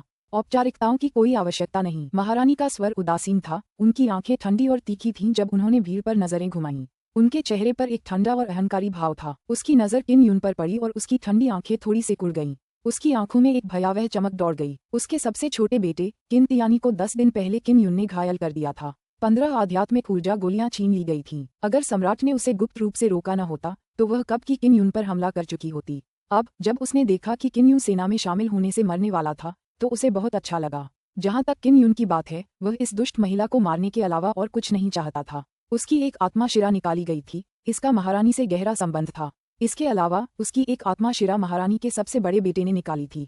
अध्याय 6 सुंदर शिक्षक। जो राजकुमार 15 साल की उम्र में मार्शल बॉडी क्षेत्र के चौथे स्तर तक नहीं पहुंच सकता, उसे सेना में भर्ती होकर सीमा पर जाना होगा। रानी का चेहरा ठंडा पड़ गया और वह किन यून को ठंडी नजरों से देख रही थी। वह सख्ती से चिल्लाई, किन यून, तुम वहाँ क्यों खड़े हो? क्या तुमने सुना नहीं कि मैंने क्या कहा? किन यून शांति से लाल कालीन के पास खड़ा रहा और ऐसे देखता रहा जैसे कुछ हुआ ही न हो। रानी का सवाल सुनकर वह थोड़ा मुस्कुराया और बोला, कितना अफसोस, मैं मार्शल बॉडी स्टेज के चौथे स्तर में प्रवेश कर चुका हूँ। मुझे जाने की कोई जरूरत नहीं है। जल्दी करो और शुरू करो, जल्दी करो। जब ये शब्द बोले गए तो सभी लोग आश्चर्यचकित और उत्तेजित हो गए। हर कोई जानता था कि किन यून 5 साल पहले कबाड़खाने में चला गया था। कुछ दिन पहले उसने मार्शल बॉडी क्षेत्र के तीसरे स्तर पर धावा बोलकर किन तियानी को घायल कर दिया था। जैसे ही इसकी खबर फैली, पूरे शाही शहर में हड़कंप मच गया और अब केवल 10 दिनों के बाद वह मार्शल बॉडी स्टेज के चौथे स्तर तक पहुंच गया था। खेती की यह गति अविश्वसनीय थी। सेना में भर्ती होने से बचने के लिए झूठ बोलना एक गंभीर अपराध है। रानी को किन यून की बातों पर यकीन नहीं हुआ। उसकी बर्फ जैसी ठंडी आंखों में हत्या का भाव था और वह ठंडे स्वर में चिल्लाई, जल्दी से मेरे सामने आ जाओ। मैंने अभी अभी आंतरिक युवान की साधना की है। मैं पहले से ही मार्शल बॉडी क्षेत्र के चौथे स्तर पर एक मार्शल कलाकार हूँ। किन यून ने अपनी हथेली खोली और हवा की एक चमकदार धुंध बाहर निकाली। आंतरिक क्यूई एक फ्लोरोसेंट प्रकाश की तरह उमड़ पड़ी। ये संघनित आंतरिक क्यूई का एक स्पष्ट लक्षण था। आंतरिक क्यूई केवल इसलिए कमजोर लग रही थी क्योंकि वह पतली थी। किन यून के पास केवल प्रथम सूर्य आध्यात्मिक पल्स था, लेकिन वह 15 वर्ष की आयु में मार्शल बॉडी क्षेत्र के चौथे स्तर में प्रवेश कर सकता था। इस मामले पर चर्चा करते समय सभी के चेहरे पर आश्चर्य और संदेह साफ झलक रहा था। महारानी का चेहरा थोड़ा बदल गया। उनकी आवाज में चिंता झलक रही थी। तुम्हें सेना में भर्ती होने से बचने के लिए जरूर कोई गुप्त तरीका अपनाना पड़ा होगा, जिससे तुम्हारे अंदर की क्यूई बाहर आ गई। जल्दी से हुआ लिंग वू अकादमी के शिक्षकों को बुलाओ। वे चौक के दक्षिणी क्षेत्र में हैं। ऐसा लग रहा था कि किन यून सेना में भर्ती होने वाला है। अगर वह सेना के लोगों को रिश्वत देता रहा तो वे उसे चुपके से मार सकते थे। हालांकि इस समय जो हो रहा था वह उसे स्वीकार नहीं था। एक गार्ड जल्दी से हुआ लिंग वू युआन के शिक्षक को आमंत्रित करने के लिए चौक के दक्षिण जिले में भाग गया। किन यून बहुत शांत था क्योंकि वह आंतरिक तात्विक ऊर्जा को संघनित करने में सक्षम था। वह वास्तव में मार्शल बॉडी क्षेत्र के चौथे स्तर पर था। वह बिल्कुल भी चिंतित नहीं था। आदरणीय महारानी, हुआ लिंग वू युआन के शिक्षक बहुत व्यस्त हैं। गार्ड पास आया और फुसफुसाया। महारानी की आंखों के कोने फड़क उठे। मन ही मन गुस्सा भी आया, पर कुछ कह न सकी। हुआ लिंग वू अकादमी बहुत शक्तिशाली थी, इसलिए उन्हें अपने साम्राज्य की शाही शक्ति का कोई डर नहीं था। हम अभी चलेंगे, रानी ने भावशून्यता से कहा। ठीक है, मैं भी हुआ लिंग वू अकादमी में दाखिले के लिए पंजीकरण करा लूंगा। किन यून हल्के से मुस्कुराया। वह भी हुआ लिंग वू अकादमी में दाखिले के लिए उत्सुक था। जब महारानी ने ये सुना तो वह और भी चिंतित हो गईं। यदि किन यून ने हुआ लिंग वू प्रांगण में प्रवेश किया और भविष्य में कुछ किया तो यह उसके लिए बहुत बड़ा खतरा होगा। इंपीरियल पैलेस प्लाजा का दक्षिणी क्षेत्र लोगों से भरा हुआ था तथा वहां लंबी कतारें लगी हुई थीं। पंजीकरण कराने आए सभी लोग प्रसिद्ध संप्रदायों के अनुयायी, सुंदर पुरुष और सुंदर महिलाएं थे। सभी ने शानदार कपड़े पहने थे और उनके चेहरे पर कुलीन बच्चों जैसा अहंकार साफ झलक रहा था। जिस क्षण किन यून वहां पहुंचा, उसने किन तियानी को देखा, जिसका चेहरा भुने हुए सुअर के सिर की तरह सूजा हुआ था। जब महारानी ने किन तियानी को देखा तो उसका चेहरा एकदम ठंडा पड़ गया। उसका हृदय क्रोध से भर गया। उसका सबसे छोटा बेटा किन तियानई काफी प्रतिभाशाली था। हालांकि किन यून जैसे कूड़े के टुकड़े से पंखा झलने से उसका चेहरा सूज गया था और उसने 15 आध्यात्मिक ऊर्जा गोलियां भी खो दी थीं। अब वह महल में मजाक का पात्र बन गया था। जिस बात ने उसे सबसे ज्यादा क्रोधित किया वह ये थी कि अगर किन यून सचमुच मार्शल बॉडी क्षेत्र के चौथे स्तर तक पहुंच गया था तो यह निश्चित रूप से इसलिए था क्योंकि उसने बड़ी मात्रा में स्पिरिट की गोलियां खा ली थीं और वह उन्हें तोड़ने में कामयाब हो गया था। उनमें से 15 गोलियां उसके बेटे से छीनी गई थीं। निस्संदेह यह उसके बेटे की किन यून के लिए बड़ी मदद थी। युआन यानयन भी वहां थी। उसने इतनी कम उम्र में एक खूबसूरत नीली पोशाक पहनी हुई थी जिससे उसका आभामंडल एक नेक सा लग रहा था। शुरू में तो वह दूसरों से खुशी खुशी बातें कर रही थी, लेकिन जब उसने किन यून को देखा तो उसके चेहरे के भाव थोड़े बदल गए। उसकी हिम्मत नहीं हुई कि उसकी तरफ देखे। 10 दिन पहले उसे यकीन था कि किन यून का आगे बढ़ना नामुमकिन है और उसने किन तियानी को सायोनिक पिल देने को कहा था, लेकिन अब किन यून मार्शल बॉडी के चौथे स्तर तक पहुंच गया था। एक पहरेदार आया और रानी से फुसफुसाया। उन्होंने कहा था कि वे किन यून को कतार में खड़ा करना चाहते हैं। अगर वह सचमुच मार्शल बॉडी दायरे के चौथे स्तर पर पहुंच जाता है तो वह हुआ स्पिरिट मार्शल आर्ट्स अकादमी में प्रवेश के योग्य हो जाएगा। जब किन यून ने ये सुना तो वह जल्दी से वहां चला गया। यहाँ 10 शिक्षक छात्रों की भर्ती के लिए आए थे। सबसे ज्यादा ध्यान खींचने वाली एक महिला शिक्षक थी जिनके बाल लंबे थे और उन्होंने शॉल ओढ़ रखी थी और उन्होंने सफेद कपड़े पहने हुए थे। वह महिला शिक्षिका बहुत सुंदर थी, लेकिन उसका चेहरा बर्फ की तरह ठंडा था। वह बहुत सख्त शिक्षिका लग रही थी। महागुरु भी एक महिला थी। किन यून को ये पसंद था कि उनकी शिक्षिका भी एक महिला हो, इसलिए वह कक्षा में नामांकन कराने के लिए उनके पास गए। पुराने अधिकारी दौड़कर आए। जब उन्हें पता चला कि किन यून ने मौलिक ऊर्जा की साधना की है तो वे दौड़कर वहां पहुंचे। किन यून जब बूढ़े अधिकारियों को देख रहा था तो वह क्रोधित हो गया।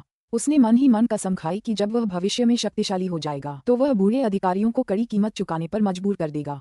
महारानी और उच्च पदस्थ अधिकारियों के चेहरे पर गंभीरता के भाव थे जब वे महिला अध्यापिकाओं के पास जाकर परिणामों की प्रतीक्षा कर रहे थे। महिला शिक्षक नामांकन कराने वाले विद्यार्थियों पर एक सरल परीक्षा लेती थीं। हालांकि उस पर नजर रखी जा रही थी, फिर भी उस पर कोई असर नहीं पड़ा। उसने शक्तिशाली मंत्रियों के समूह की ओर देखने की भी जहमत नहीं उठाई। कुछ ही देर बाद किम यून का इंटरव्यू लेने की बारी आई। वह पहले से ही आगे खड़ा था और खूबसूरत शिक्षिका का जायजा लेने के मौके का फायदा उठा रहा था। उसका चेहरा दमक रहा था, उसकी त्वचा जैड जैसी थी और उसका रूप बेहद खूबसूरत था। जब वह एकाग्र होती तो वह ठंडी और गंभीर होती और उसका ठंडा और घमंडी स्वभाव बिल्कुल स्वाभाविक था। हल्की हवा का झोंका उसके बालों को हिला रहा था। उसके ठंडे, गर्वीले और सुंदर व्यवहार में सौम्यता और शान भी थी। किम यून मोहित हुए बिना न रह सका। उसने अब तक जितनी भी सुंदरियां देखी थीं, उनमें से सिर्फ महागुरु ही उसकी बराबरी कर सकते थे। महिला अध्यापिका की मेज पर एक तख्ती लगी थी जिस पर उनका नाम और परिचय लिखा था। यांग शियू, 23 वर्षीय, 6 मेरिडियन के साथ पैदा हुआ, मार्शल बॉडी दायरे का 9वां स्तर, स्काई प्रोफाउंड मार्शल स्कूल का एक उत्कृष्ट छात्र। जब उसने सुंदर शिक्षक का परिचय देखा तो किम यून और भी आश्चर्यचकित हो गया। वह 20 साल की उम्र में ही मार्शल बॉडी स्टेज के 9वें स्तर पर पहुंच चुकी थी। अगर वह कोई सफलता हासिल कर लेता तो वह एक और महान क्षेत्र, मार्शल दाव क्षेत्र, में कदम रख पाती। उस समय वह वास्तव में मार्शल आर्ट के महान दाव को छूने में सक्षम होगी। ये जानना जरूरी था कि शाही दरबार में असहनीय अहंकारी सेनापति और मंत्री 70 और 80 की उम्र के सभी दबंग थे। हालांकि वे मार्शल बॉडी क्षेत्र के 8वें या 9वें स्तर पर ही थे। वहां तियानक्सुआन अकादमी भी थी जो हुआ लिंग मार्शल आर्ट स्कूल से भी ज्यादा डरावनी थी। ये रहस्य और रंगों से भरी थी और वहां सिर्फ असाधारण प्रतिभा वाले लोगों को ही प्रवेश मिलता था। यांग शियू इतनी कम उम्र में मार्शल बॉडी दायरे के 9वें स्तर पर थी, फिर भी वह एक शिक्षिका थी।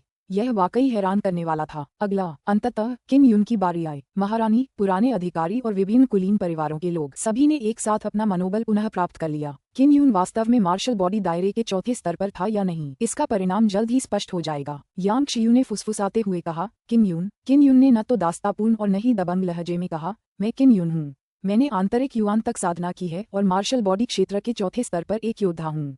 मैं साधना के लिए हुआ लिंग मार्शल आर्ट्स अकादमी में प्रवेश लेना चाहता हूँ। मुझे आशा है कि गुरु यांग मुझे कुछ सुझाव दे सकेंगे। यांग शियुए ने लंबे समय से किम यून के बारे में सुना था और वह इस बात को लेकर बेहद उत्सुक थी कि क्या वह वास्तव में मार्शल बॉडी स्टेज के 4थे स्तर तक पहुंच गया है। अध्याय 7, राजकुमारों का युद्ध। किम यून, यदि आप वास्तव में 4थे स्तर के मार्शल बॉडी साधक हैं तो आप निश्चित रूप से हुआ लिंग वू अकादमी के छात्र बनेंगे।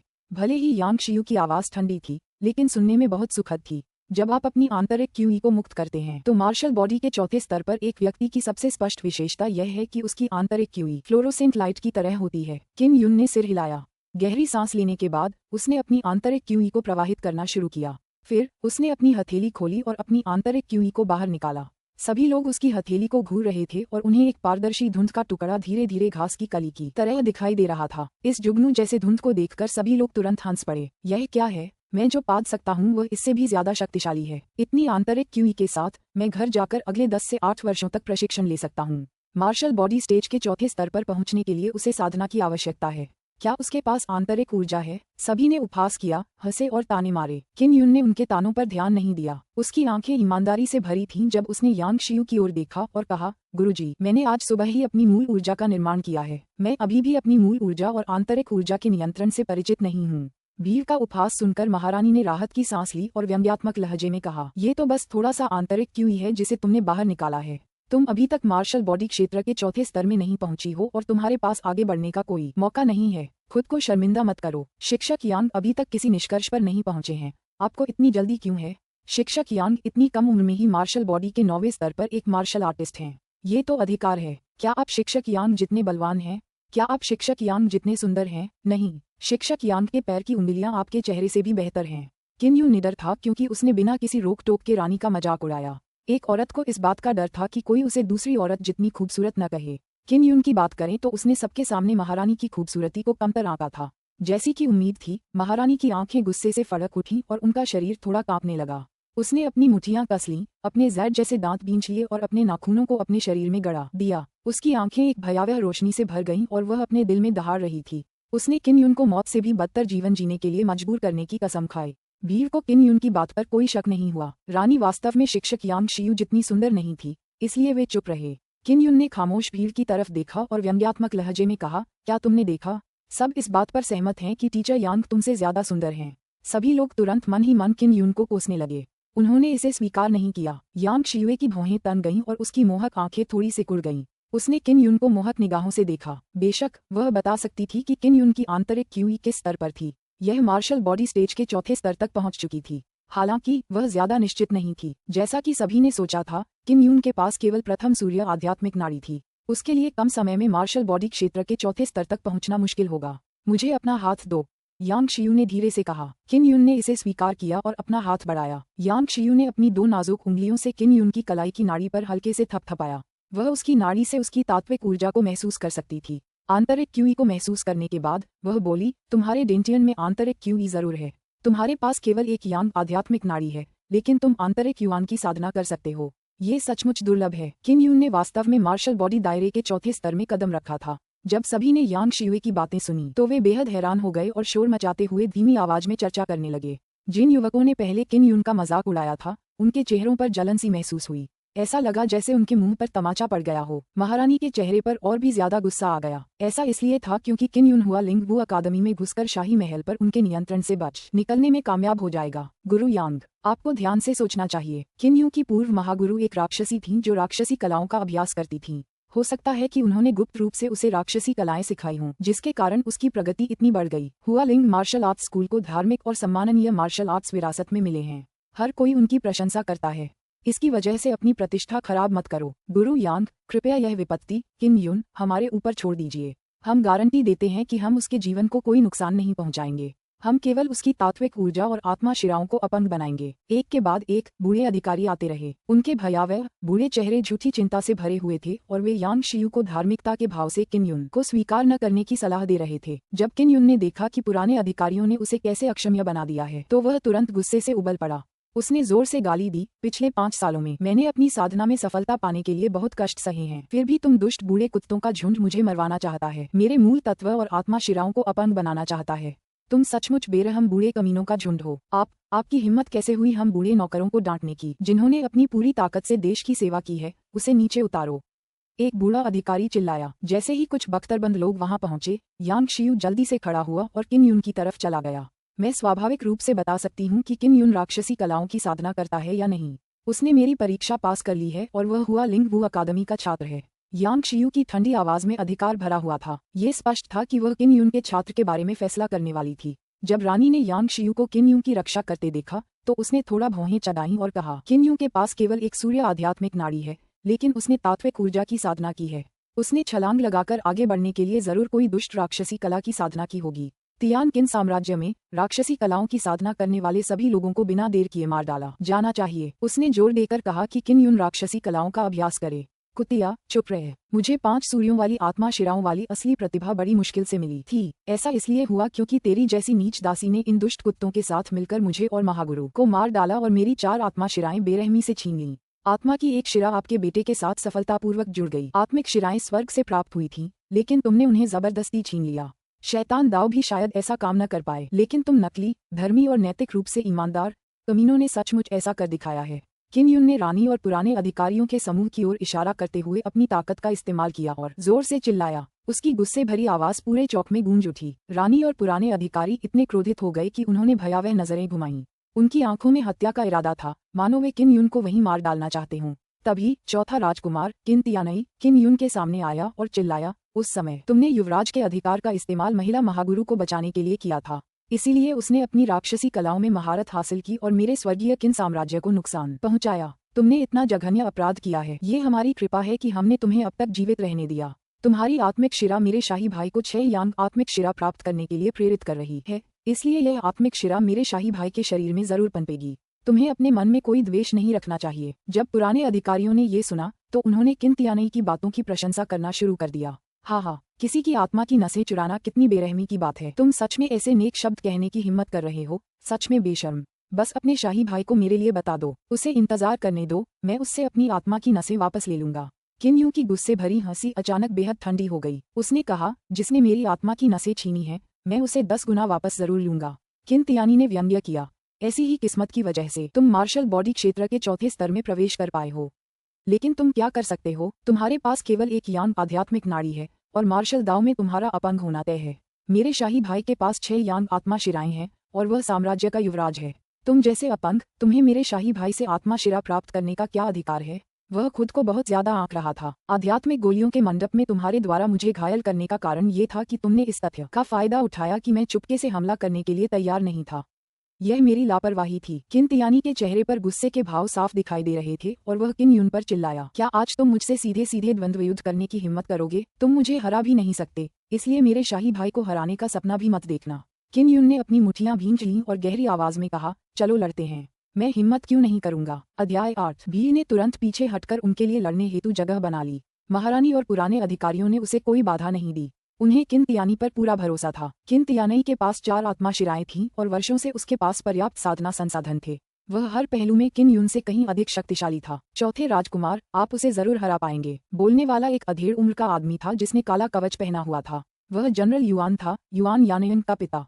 युआन यानेयन उसके बगल में खड़ी थी। यह उसे हराने के बाद मैं तुम्हें 20 आध्यात्मिक ऊर्जा गोलियों से पुरस्कृत करूंगी। रानी की ठंडी आंखें क्रूरता से चमक उठीं, जिसका अर्थ था कि किन तियानी किन यून को अपंग बनाने के लिए कुछ भी कर सकती है। ऐसा लग रहा था मानो पुराने अधिकारी किन यून को करारी हार झेलते देख रहे हों। सबके चेहरे पर गर्व भरी मुस्कान थी। किन तियानी ने किन यून से पहले शुरुआत की थी। रानी और पुराने अधिकारी के सहयोग से उसके पास साधना के कई संसाधन और किन यून से ज्यादा मजबूत आधार था, इसीलिए सभी को उस पर इतना भरोसा था। मुझे इस प्रतियोगिता की अध्यक्षता करने दीजिए। चूंकि यह एक प्रतियोगिता है, इसलिए हताहत होना लाजमी है। उस समय आप दूसरों को दोष नहीं दे सकते। यांग शियू ने उसे नहीं रोका। ये किन यून की नींव को परखने का एक अवसर था। जब उसने देखा कि किन यून और किन तियानी तैयार हैं, तो वह हल्के से चिल्लाई, शुरू करो। ऐसा कहते हुए किन तियानी ने सबसे पहले हमला किया। उसके कदम स्थिर थे और वह बेहद तेज था। हवा के झोंके की तरह वह किन यून पर टूट पड़ा। इतनी कम उम्र में ऐसा काम कर पाने पर कई वरिष्ठ नागरिकों ने मन ही मन प्रशंसा में सिर हिलाया। किन यून की बाज जैसी आंखें किन तियानी पर टूट पड़ीं जब वह उन पर टूट पड़ा। साथ ही उसने अपनी क्यूई विस्फोट तकनीक तैयार करते हुए अपने भीतर की क्यूई को इकट्ठा करना शुरू कर दिया। जैसा कि रानी के बेटे से उम्मीद की जाती है, इतनी कम उम्र में इतनी ठोस नींव रखना। यदि आपकी सांसें एक समान हैं, आपके कदम स्थिर हैं और आप शांत और संयमित हैं, तो आप भविष्य में निश्चित रूप से महान बनेंगे। ऐसा लगता है कि राजकुमार तियानी पर वास्तव में किन यून ने बेशर्मी से हमला किया था। जब भीड़ ने किन तियानी की चाल ढाल की तकनीक देखी, तो सभी ने उसकी प्रशंसा की। किन यून के अपंग होने के बाद 5 साल तक उसकी उपेक्षा की गई। किसी ने भी पीछे से उसका साथ नहीं दिया। हाल ही में दवाइयों की मदद से मैं सफलता हासिल कर पाया हूँ। ऐसी कोई मार्शल आर्ट तकनीक नहीं है जो मैं बिना किसी संदेह के खो देता। पिताजी, बड़ा भाई तियानी बहुत ही जबरदस्त है। वह मुझसे कहीं ज्यादा ताकतवर है। युआन यान हंसी। उसकी आंखें प्रशंसा से भरी थीं। बेशक, मेरा फैसला हमेशा सही रहा है। तुम्हारा उससे शादी करना बिल्कुल गलत नहीं है। जनरल युआन ने मुस्कुराते हुए कहा, किन यून आज से ज्यादा जिंदा नहीं रहेगा। जनरल युआन की बातें सुनकर किन यून भी क्रोधित हो गया। युआन यानेयन का उस समय महागुरु ने सम्मान किया था, लेकिन महारानी का अनुग्रह पाने के लिए वह इस उपकार को भूल गया था। जब किन तियानी ने किन यून पर हमला किया और भीड़ से उसकी प्रशंसा सुनी, तो वह निश्चिंत हो गया। उसने किन यून को अनगिनत खामियों के साथ वहीं स्थिर खड़ा देखा। उसे और भी घृणा हुई। किन यून के लिए लंबे समय से संचित आंतरिक क्यूई उसकी भुजा में उमड़ पड़ी। मार्शल बॉडी स्टेज के चौथे स्तर की आंतरिक क्यूई ज्यादा मजबूत और मोटी थी। इससे आए जबरदस्त शक्ति ने उसकी मुट्ठियों को थोड़ा कांपने पर मजबूर कर दिया। धप धप धप। किन तियानी स्थिर कदमों से आगे बढ़ा। जैसे ही वह किन यून के पास पहुंचा, उसकी गति अचानक बढ़ गई। वह पल भर में किन यून के सामने आ गया। हुआला। किन तियानी की आंतरिक ऊर्जा उसकी मुट्ठी से हफ की आवाज के साथ बाहर निकली। वह सीधा किन यून के चेहरे पर टूट पड़ा। हमलों के ऐसे उमड़ते बादल ने सभी को प्रशंसा से भर दिया। इसके विपरीत किन यून इतना डरा हुआ लग रहा था कि हिल भी नहीं पा रहा था। इससे लोगों को लग रहा था कि वह बहुत कमजोर हो गया है। टकराना। किन यून के चेहरे पर जोरदार चोट लगी। उसका सिर एक ओर झुक गया और उसके मुंह के कोने से खून बहने लगा। वह बचने के लिए आगे नहीं बढ़ा। उसने किन तियानी के जोरदार मुक्के को झेलने के लिए अपने चेहरे का इस्तेमाल किया। राजकुमार तियानी की गति बहुत तेज है। किन यून के पास चकमा देने का समय नहीं है। वह सचमुच कमजोर है, एक व्यक्ति ने चिल्लाकर कहा। सफलता पाकर किन तियानी मन ही मन खुश हुआ। उसने युआन यानेयन की ओर देखा और गर्व से मुस्कुराया। उस क्षण किन यून का शरीर हिल गया और उसकी हड्डियों से एक जोरदार धमाका हुआ। लंबे समय से संचित आंतरिक क्यूई उसकी मुट्ठी में उमड़ पड़ी, जिससे एक जबरदस्त विस्फोटक शक्ति उत्पन्न हुई। जब तक किन तियानी ने प्रतिक्रिया दी, तब तक बहुत देर हो चुकी थी। किन यून बिजली की तरह फटा और भीतर की क्यूई मानो तूफानी हवा की तरह थी। ऐसा लग रहा था मानो बिजली का एक तेज बोल्ट किन तियानी के पेट से टकराया हो और गड़गड़ाहट के साथ क्षितिज तक गूंज रहा हो। किन तियानी को इतना पीटा गया कि उसकी चीख निकल गई। उसने मुंह भर खून थूका और जमीन पर घुटनों के बल बैठ गया, दोनों हाथों से अपना पेट ढंक लिया। इसके तुरंत बाद हवा के तेज झोंके के साथ किन यून के पैर बाहर निकल आए। ऐसा लग रहा था जैसे वह हवा में चीरता हुआ किन तियानी की ठुड्डी पर लात मार रहा हो। आह। बेहोश होकर जमीन पर गिरने से पहले किन तियानई ने एक हताश कर देने वाली फुसफुसाहट भरी किन यून वास्तव में वह जीत गया। जिन लोगों ने पहले किन तियानई की प्रशंसा की थी वे सभी अचंभित थे, विश्वास नहीं कर पा रहे थे कि अभी क्या हुआ था। किसी ने भी यह उम्मीद नहीं की थी कि किन यून एक जोरदार पलटवार शुरू करने के अवसर का फायदा उठाने से पहले किन तियानई को विचलित करने के लिए मुक्का झेलेगा। किन यून को मुक्का मारने के बाद किन तियानी वाकई बहुत खुश हुआ। उसे लगा था कि किन यून में पलटवार करने की ताकत नहीं होगी, लेकिन किन यून ने न सिर्फ पलटवार किया था बल्कि उसकी ताकत भी बेहद कमाल की थी। चारों ओर सन्नाटा छा गया था। प्रसिद्ध संप्रदायों के युवा शिष्य मरते हुए किन तियानई को भय से देख रहे थे। वे भी मार्शल बॉडी क्षेत्र के चौथे स्तर पर थे, लेकिन उनकी शक्ति उतनी भयावह नहीं थी। कुछ पुराने अधिकारी किन तियानी की चोटों की जांच करने दौड़े। देखते ही देखते उनके चेहरे पीले पड़ गए। तत्व ऊर्जा बिखर रही है और आत्मा शिरा गंभीर रूप से क्षतिग्रस्त हो गई है। एक बूढ़े अधिकारी ने गुस्से से किन यून को देखा। वाह! यद्यपि किन यून का मुंह खून से भर गया था, फिर भी वह पागलों की तरह हंसा। स्वर्गीय किन सम्राट का पुत्र, उसका दर्जा सम्माननीय था और वह ऐसे ही अपंग हो गया। और तो और उसे किन यून ने अपंग बना दिया था। यह अविश्वसनीय था। युआन यानयन की खूबसूरत आंखें चौड़ी हो गईं, वह बेजान सी खड़ी थी। उसका नाजुक शरीर थोड़ा कांप रहा था। किन तियानई की अभी अभी तारीफ हुई थी कि उसके जीतने की संभावना ज्यादा है, लेकिन अब वह अपंग हो चुका था। उसने किन यून की तरफ देखा जो गर्व से चमक रहा था और उसके चेहरे पर उलझन भरी थी। उसने अपने होंठ भींच लिए। जिस व्यक्ति को उसने नीचा समझा था वह अचानक इतना शक्तिशाली हो गया था। यांग शियू ने भौहें चढ़ाईं। किन यून की ताकत ने उसे डरा दिया था। उसी क्षण उसने भी किन यून को अपना शिष्य बनाने का फैसला कर लिया था। किन यून, ये तो बस इशारों का एक सामान्य आदान प्रदान है, फिर भी तुम इतनी निर्दयी हो। तुमने जानबूझकर एक असीम क्षमता वाले राजकुमार को गंभीर रूप से घायल कर दिया है। जल्दी से इस खलनायक का खात्मा करो। महारानी क्रोधित हो गईं, उनकी ठंडी आवाज कांप रही थी। वह कहता रहा कि मैं बेकार हूँ, लेकिन मैंने उसे हरा दिया है। वह मुझसे भी कमतर है, तो उसका भविष्य कितना असीम हो सकता है। अगर मैं उसे कुत्ते जैसी जिंदगी में छोड़ दूं, तो तुम्हें अपने दिल में नफरत नहीं पालनी चाहिए। किन यून ने रानी पर पलटवार करने के लिए किन तियानी की कही बात का इस्तेमाल किया। किन यून, मरने के लिए तैयार हो जाओ। रानी के पीछे खड़े लाल कपड़े पहने एक बूढ़े अधिकारी ने अचानक दहाड़ते हुए आंतरिक क्यूई की एक मोटी लहर छोड़ी जो एक शॉकवेव में बदल गई और किन यून पर टूट पड़ी। टकराना। शॉकवेव किन यून के शरीर पर फट पड़ी, जिससे उसे कुछ कदम पीछे हटना पड़ा।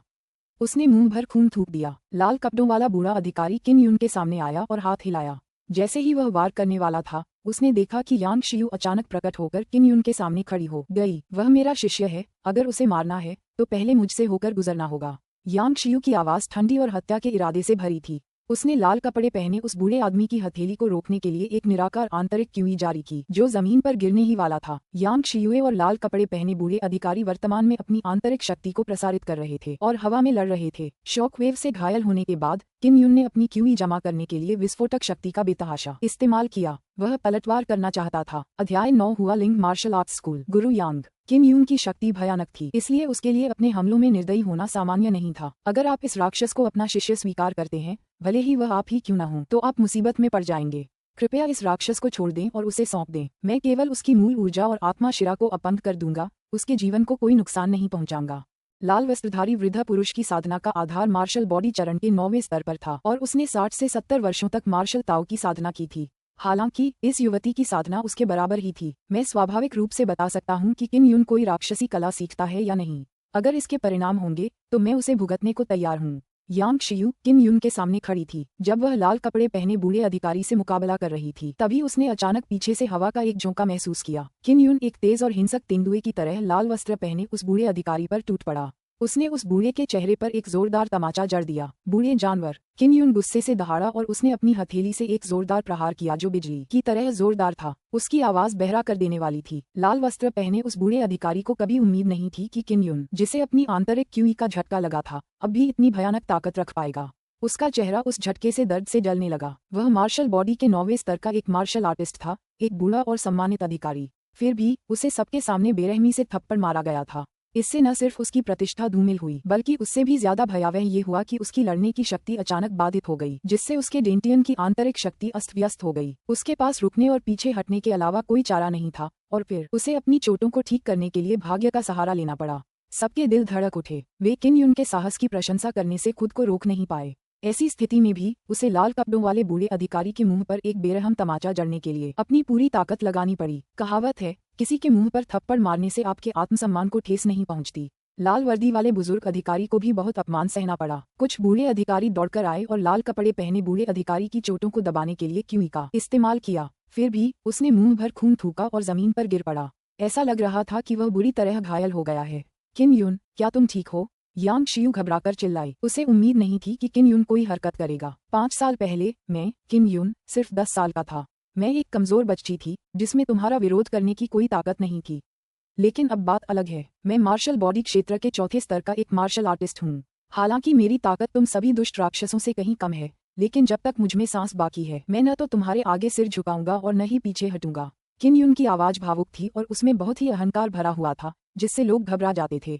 कुछ वृद्ध अधिकारी महारानी से किसी बात पर चर्चा कर रहे थे। महारानी का चेहरा कुछ भद्दा सा लग रहा था। गुस्से से भरी महारानी ने अचानक एक लंबी सांस छोड़ी, मानो उसे रोक रखा हो। अभी अभी यांग शियू के साथ उनका लगभग झगड़ा हो ही गया था। अगर यह सिलसिला जारी रहा तो ये झगड़े को और बढ़ा देगा और वे हुआ लिंग वू अकादमी को भड़काने की हिम्मत नहीं कर पाएंगे। यांग शियुए का शरीर नाजुक लग रहा था, लेकिन ऐसा लग रहा था जैसे वह किन यून के सामने पहाड़ की तरह खड़ी हो। उसने महारानी और अन्य लोगों को देखने के बाद व्यंग्यात्मक लहजे में कहा, किन यून ने अपनी ताकत से किन तियानई के खिलाफ लड़ाई जीत ली। किन यून ने अपनी दर्द भरी छाती को थामा और कुछ बार खांसा। उसने कहा, ये 10 साल के बच्चे के साथ कुछ भी कर सकते हैं। ये पागलपन से कुछ भी कर सकते हैं। रानी ने किन यून को बर्फ की तरह ठंडी और क्रूर निगाहों से देखा। उसने कहा, छोड़ो भी, हुआ लिंग वू अकादमी कुछ समय के लिए तो तुम्हारी रक्षा कर सकती है, लेकिन पूरी जिंदगी नहीं। मैं यी एर को अपंग बनाने के तुम्हारे प्रयास को कभी बर्दाश्त नहीं करूंगी। जब उसने देखा कि यांग शियू किन यून के प्रति कितनी सुरक्षात्मक थी, तो वह केवल अस्थायी रूप से इस मामले को अलग रख सकी। चाहे कोई भी शक्ति हो, जब तक उनके पास कोई और विकल्प न हो, वे शक्तिशाली सैन्य संस्थान को नाराज नहीं करना चाहते थे। इसका मतलब था युद्ध। आज स्वर्गीय किन साम्राज्य के सभी मार्शल आर्ट परिवार यहाँ मौजूद हैं। मैं इस अवसर का उपयोग किसी बड़ी घोषणा के लिए करूंगा।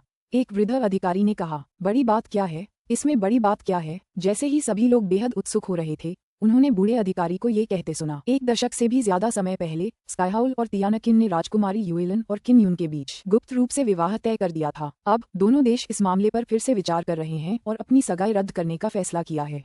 हालांकि सगाई रद्द हो गई, लेकिन दोनों देशों के रिश्तों को लेकर किसी को चिंता करने की जरूरत नहीं है, क्योंकि स्काई रोवर एम्पायर ने राजकुमारी युएलन और नव स्थापित युवराज की सगाई की अनुमति दे दी है। इसलिए ये हमारे लिए बहुत बड़ी बात है। जियाओ युरान आकाशीय चिल्लाहट साम्राज्य की राजकुमारी थी। वह न केवल अद्वितीय रूप से सुंदर थी, बल्कि मार्शल दाव में उसकी प्रतिभा भी अद्भुत थी। 7 यांग आत्मा शिराओं से युक्त होने के कारण 16 वर्ष की आयु में उसे गहन आकाशीय मार्शल स्कूल में भर्ती किया गया था। इससे उसका नाम पूरी दुनिया में प्रसिद्ध हो गया। हालांकि किसी को यह नहीं पता था कि इतनी खूबसूरत लड़की की सगाई असल में किन यून से हो चुकी थी। शुक्र है कि यह पहले ही रद्द हो चुकी थी। अगर ऐसा न होता तो कोई भी यह स्वीकार नहीं कर पाता कि जियाओ युएलन किन यून जैसे अपंग से शादी कर रही है। किन यून ने एक शब्द भी नहीं कहा।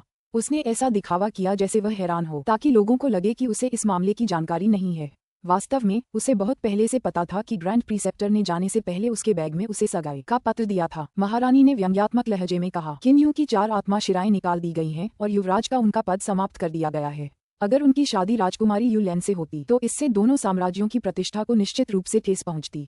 किन यून की अभिव्यक्ति शांत थी, लेकिन वह बेहद नाखुश महसूस कर रहा था। उसे अभी भी स्वर्गीय किन साम्राज्य की राजकुमारी युएलन की कुछ याद थी। बचपन में वह उससे कई बार मिला था।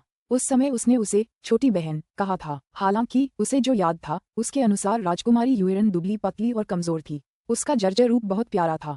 ये 10 साल पहले की बात है। महारानी ने ठंडी मुस्कान के साथ कहा, 1 साल बाद राजकुमारी युएलन हमारे शाही महल में युवराज के साथ एक भव्य सगाई समारोह आयोजित करने आएंगी। किन यून, अगर उस समय आप जीवित हैं तो आपको समारोह में भाग लेने के लिए अवश्य आना चाहिए। किन यून ने चुपके से दांत पीसते हुए कहा, मैं निश्चित रूप से भाग लूंगा। वह सगाई रद्द करना स्वीकार कर सकता था। आखिरकार उसके मन में जियाओ युरान के लिए कोई भावना नहीं थी। हालांकि शादी का अनुबंध रद्द होने के बाद वह जियो युरान की शादी वाइपर क्वीन के बेटे से करना स्वीकार नहीं कर सका। उसके पास 9 यांग स्पिरिट वेन की प्रतिभा थी और उसे दृढ़ विश्वास था कि उसके पास विवाह समारोह को बाधित करने की शक्ति होगी। सबने मन ही मन इस बात पर विचार किया। ध्यान से सोचने पर किन यून अपंग हो गया था और रानी को सबसे बड़ा फायदा हुआ था। उसका बेटा युवराज बन गया था और किन यून की आत्मा के साथ सफलतापूर्वक जुड़ गया था। इस समय सभी को किन यून और ग्रैंड प्रीसेप्टर की कहानी पर और भी अधिक विश्वास हो गया कि उन्हें इस तरह फंसाया गया था। एक भव्य शादी, हम निश्चित रूप से दोनों देशों के महान परिवारों को इसे देखने के लिए आमंत्रित करेंगे। एक बुजुर्ग अधिकारी ने ऊंची आवाज में घोषणा की। हर कोई 1 साल बाद होने वाली सगाई का बेसब्री से इंतजार कर रहा था। अगर किन यून आता तो अपने व्यक्तित्व से वह जरूर कमाल दिखाता और साथ ही राजकुमारी युएरान के बेमिसाल चेहरे का भी दीदार करता। यांग शियुए की आंखें चमक उठी, मानो वह कुछ सोच रही हो। उसने किन यून से फुसफुसाते हुए कहा, मैं तुम्हारी चोटों को ठीक करने के लिए तुम्हें हुआ लिंग वू अकादमी वापस ले आऊंगी। दोपहर में तुम्हारी मार्शल आत्मा भी जागृत हो जाएगी। उसने अपनी भर्ती रोक दी और घायल किन युन को लेकर गाड़ी में सवार हो गई। इससे पता चलता था कि वह किन युन को बहुत महत्व देती थी। अध्याय 10 मार्शल स्पिरिट्स। क्लाउड ड्रैगन पर्वत श्रृंखला। ये स्वर्गीय किन के शाही शहर से लगभग 200 किलोमीटर दूर थी। पर्वत श्रृंखला के भीतर विचित्र चोटियां किसी जंगल की तरह थीं। वे ऊंचे और भव्य थे, मानो धुएं के सागर से घिरे हुए हों। एक उग्र नदी पर्वत श्रृंखला के बीच से क्रोधित अजगर की तरह बह रही थी। हुआ लिंग वू अकादमी क्लाउड ड्रैगन पर्वत श्रृंखला के बाहर क्लाउड ड्रैगन नदी के किनारे स्थित थी। विशाल चट्टान की दीवारों से घिरा यह एक प्राचीन नगर जैसा दिखता था, जिसका स्वरूप गंभीर और गरिमा में था। दूर से देखने पर ये क्लाउड ड्रैगन नदी के किनारे एक भयंकर बाघ जैसा दिखता था, जो अपनी भव्यता के साथ लेटा हुआ था। गाड़ी के हुआ लिंग वू अकादमी के मुख्य द्वार में प्रवेश करते ही हर जगह भव्य और ऊंची इमारतें दिखाई देने लगीं। इमारतें और महल एक दूसरे से सटे हुए थे और अनगिनत वन उद्यान थे। यहाँ तक कि शाही महल भी साधारण ही था। गाड़ी हुआ लिंग वू अकादमी के पश्चिम की ओर एक परिसर में पहुंची।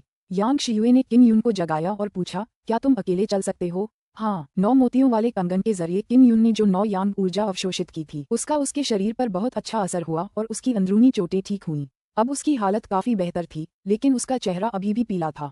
यांग शियुए किन युन की मदद करने ही वाली थी कि उसने उसे गाड़ी से नीचे कूदते देखा। वह हैरानी से बोली, तुम तो बिल्कुल ठीक हो गए हो। किन युन को कुछ अपराध बोध हुआ और उसने कहा, गुरुजी, मैंने आपको परेशानी में डाल दिया है। इस सेमेस्टर की ट्यूशन फीस 20,000 क्रिस्टल सिक्के है। मैं अस्थायी रूप से तुम्हारा खर्चा उठाऊंगा। हुआ लिंग वू अकादमी बहुत सख्त थी। अगर कोई सत्र की अंतिम परीक्षा पास नहीं कर पाता तो उसे स्कूल से निकाल देना पड़ता था। उससे पहले तुम्हें क्रिस्टल सिक्के मुझे वापस करने होंगे। यांग शियू के गंभीर भाव ने किन युन के दिल को ठंडा कर दिया। 20,000 क्रिस्टल सिक्के कोई छोटी रकम नहीं थी, लेकिन उसे पूरा विश्वास था कि वह सेमेस्टर के भीतर पर्याप्त सिक्के इकट्ठा कर लेगा। मैं तुम्हें पहले आराम करने के लिए कक्षा में ले जाऊंगा। जब बाकी सभी छात्र यहाँ आ जाएंगे तब तुम अपनी मार्शल स्पिरिट को जगाना शुरू कर सकते हो। यांग शियुए किन युन को परिसर में ले आया। अंदर कई कक्षाएं थीं और उनमें से सबसे नजदीकी कक्षा यांग शियुए की थी। कक्षा में पहले से ही 10 से ज्यादा छात्र मौजूद थे और उनमें से ज्यादातर शाही दरबार के मंत्रियों और सेनापतियों के वंशज थे या फिर योद्धा परिवार के उत्कृष्ट शिष्य। यांग शियू ने उन सभी को बड़ी सावधानी से चुना था। उनमें से कई ने किन युन को भी पहचान लिया था। किन युन को जानने वाले छात्र हैरान थे। वे पहले ही हुआ लिंग वू प्रांगण में पहुंच चुके थे और उन्हें नहीं पता था कि शाही महल के चौक में क्या हो रहा है। किन युन को विभिन्न प्रकार की नजरों का सामना करना पड़ा। उपहास, संदेह, तिरस्कार, आश्चर्य। उसने इस पर ध्यान ही नहीं दिया। पिछले कुछ सालों के अनुभव ने उसे और भी शांत बना दिया था। दोपहर में मैं तुम्हारी मार्शल स्पिरिट्स को जगाने में तुम्हारी मदद करूंगी। तुम सब यहीं रुको और मेरे लौटने का धैर्यपूर्वक इंतजार करो। याद रखना, तुम्हारे पीछे का परिवार चाहे कितना भी बड़ा क्यों न हो, जब तक तुम यहाँ उपद्रव मचाते रहोगे तुम्हें भारी कीमत चुकानी पड़ेगी। यांग शियू की आवाज कठोर और ठंडी थी, जिसमें एक धमकी भरा आभास था जिससे लोग उसकी बातों पर शक करने की हिम्मत नहीं कर पा रहे थे। जब वह कक्षा से बाहर चली गई तो भयभीत छात्रों ने राहत की सांस ली। हुआ लिंग वू अकादमी अत्यंत शक्तिशाली थी और उसके पास एक रहस्यमयी शक्ति थी जो उसे परछाई से सहारा दे रही थी। यहाँ तक कि स्वर्गीय किन साम्राज्य भी उसे उकसाने की हिम्मत नहीं कर सकता था। उन गर्म स्वभाव वाले युवा छात्रों ने अभिमानी होने की हिम्मत नहीं की और वे आज्ञाकारी रूप से अपनी सीटों पर बैठे रहे, यांग शियू के लौटने की प्रतीक्षा कर रहे थे। दोपहर में छात्र भर्ती समाप्त होने के बाद यांग शियू की कक्षा में कुल 20 छात्र थे। मैं अब मार्शल स्पिरिट को जागृत करना शुरू करूंगा। जैसे ही यांग शियू ने कक्षा में प्रवेश किया, सभी छात्र खड़े हो गए। उसके गंभीर भाव ने सभी को थोड़ा घबरा दिया। मार्शल आर्ट की राह पर एक मार्शल आत्मा का जागरण सबसे महत्वपूर्ण कदम था। ये किसी के करियर के भविष्य को प्रभावित करता था। यही एक कारण था कि छात्र इतने घबराए हुए थे। बैठ जाओ। यांग शियू की सख्त निगाहें उन पर पड़ीं और उसने सिर हिलाया। फिर उसने एक छोटा सा शिवालय निकाला जो क्रिस्टल से बड़ी बारीकी से तराशा गया लग रहा था और उसे ध्यान से पोडियम पर रख दिया। उसने छोटे क्रिस्टल पगोडा पर अपना हाथ रखा और कहा, ये स्पिरिट चैनलिंग टॉवर है। ये किसी व्यक्ति के शरीर में मौजूद मार्शल आत्मा को जागृत कर सकता है। मार्शल आत्मा के जागृत होने के बाद स्पिरिट चैनलिंग टॉवर प्रकाशित हो जाएगा। मार्शल आत्मा का स्तर जितना ऊंचा होगा, स्पिरिट पैगोडा का रंग उतना ही अलग होगा। पीतल, चांदी, सोना, प्लेटिनम और बैंगनी सोना होगा। कुल 5 प्रकार की मार्शल आत्माएं होती हैं। गुरु यांग, मार्शल स्पिरिट की कौन सी अवस्था योग्य मानी जाती है? एक छात्र ने हाथ उठाकर पूछा। यांग शियू ने सिर हिलाया और कहा, भले ही सिल्वर मार्शल स्पिरिट योग्य हो, गोल्ड मार्शल स्पिरिट बेहतर है, प्लेटिनम मार्शल स्पिरिट सबसे अच्छी है और गोल्डन पर्पल मार्शल स्पिरिट के लिए जो लोग इस स्तर की मार्शल स्पिरिट को जगा सकते हैं वे फीनिक्स पंख या यूनिकॉर्न सीन की तरह दुर्लभ हैं। गुरुजी, आपकी मार्शल स्पिरिट किस स्तर पर है? एक युवा लड़की ने संदेह से पूछा। यांग शियू के जेड जैसे चेहरे पर अचानक अहंकार झलकने लगा। उसने अपने जेड जैसे हाथ स्पिरिट पैगोडा पर रखे और मूल रूप से उत्तम क्रिस्टल पैगोडा से अचानक एक तेज सफेद सुनहरी रोशनी निकली जिससे उसकी आंखें दुखने लगीं। ये प्लेटिनम मार्शल स्पिरिट है। जैसे ही उसका जेड जैसा हाथ स्पिरिट पैगोडा से बाहर निकला, चमकदार सफेद सोने की रोशनी तुरंत गायब हो गई। दुर्लभ प्लेटिनम ग्रेड मार्शल स्पिरिट को देखकर सभी लोग बहुत आश्चर्यचकित हुए और आशा व्यक्त की कि काश उनके पास भी इसी स्तर की मार्शल स्पिरिट होती। तुम लोग अब अपनी मार्शल आत्माओं को जागृत करना शुरू कर सकते हो। यांग शियुए ने एक किताब पकड़ी और चिल्लाया, वांग शियाओगांग। उसने एक छोटे और दुबले पतले युवक को आत्मविश्वास से सिर ऊंचा करके चलते देखा।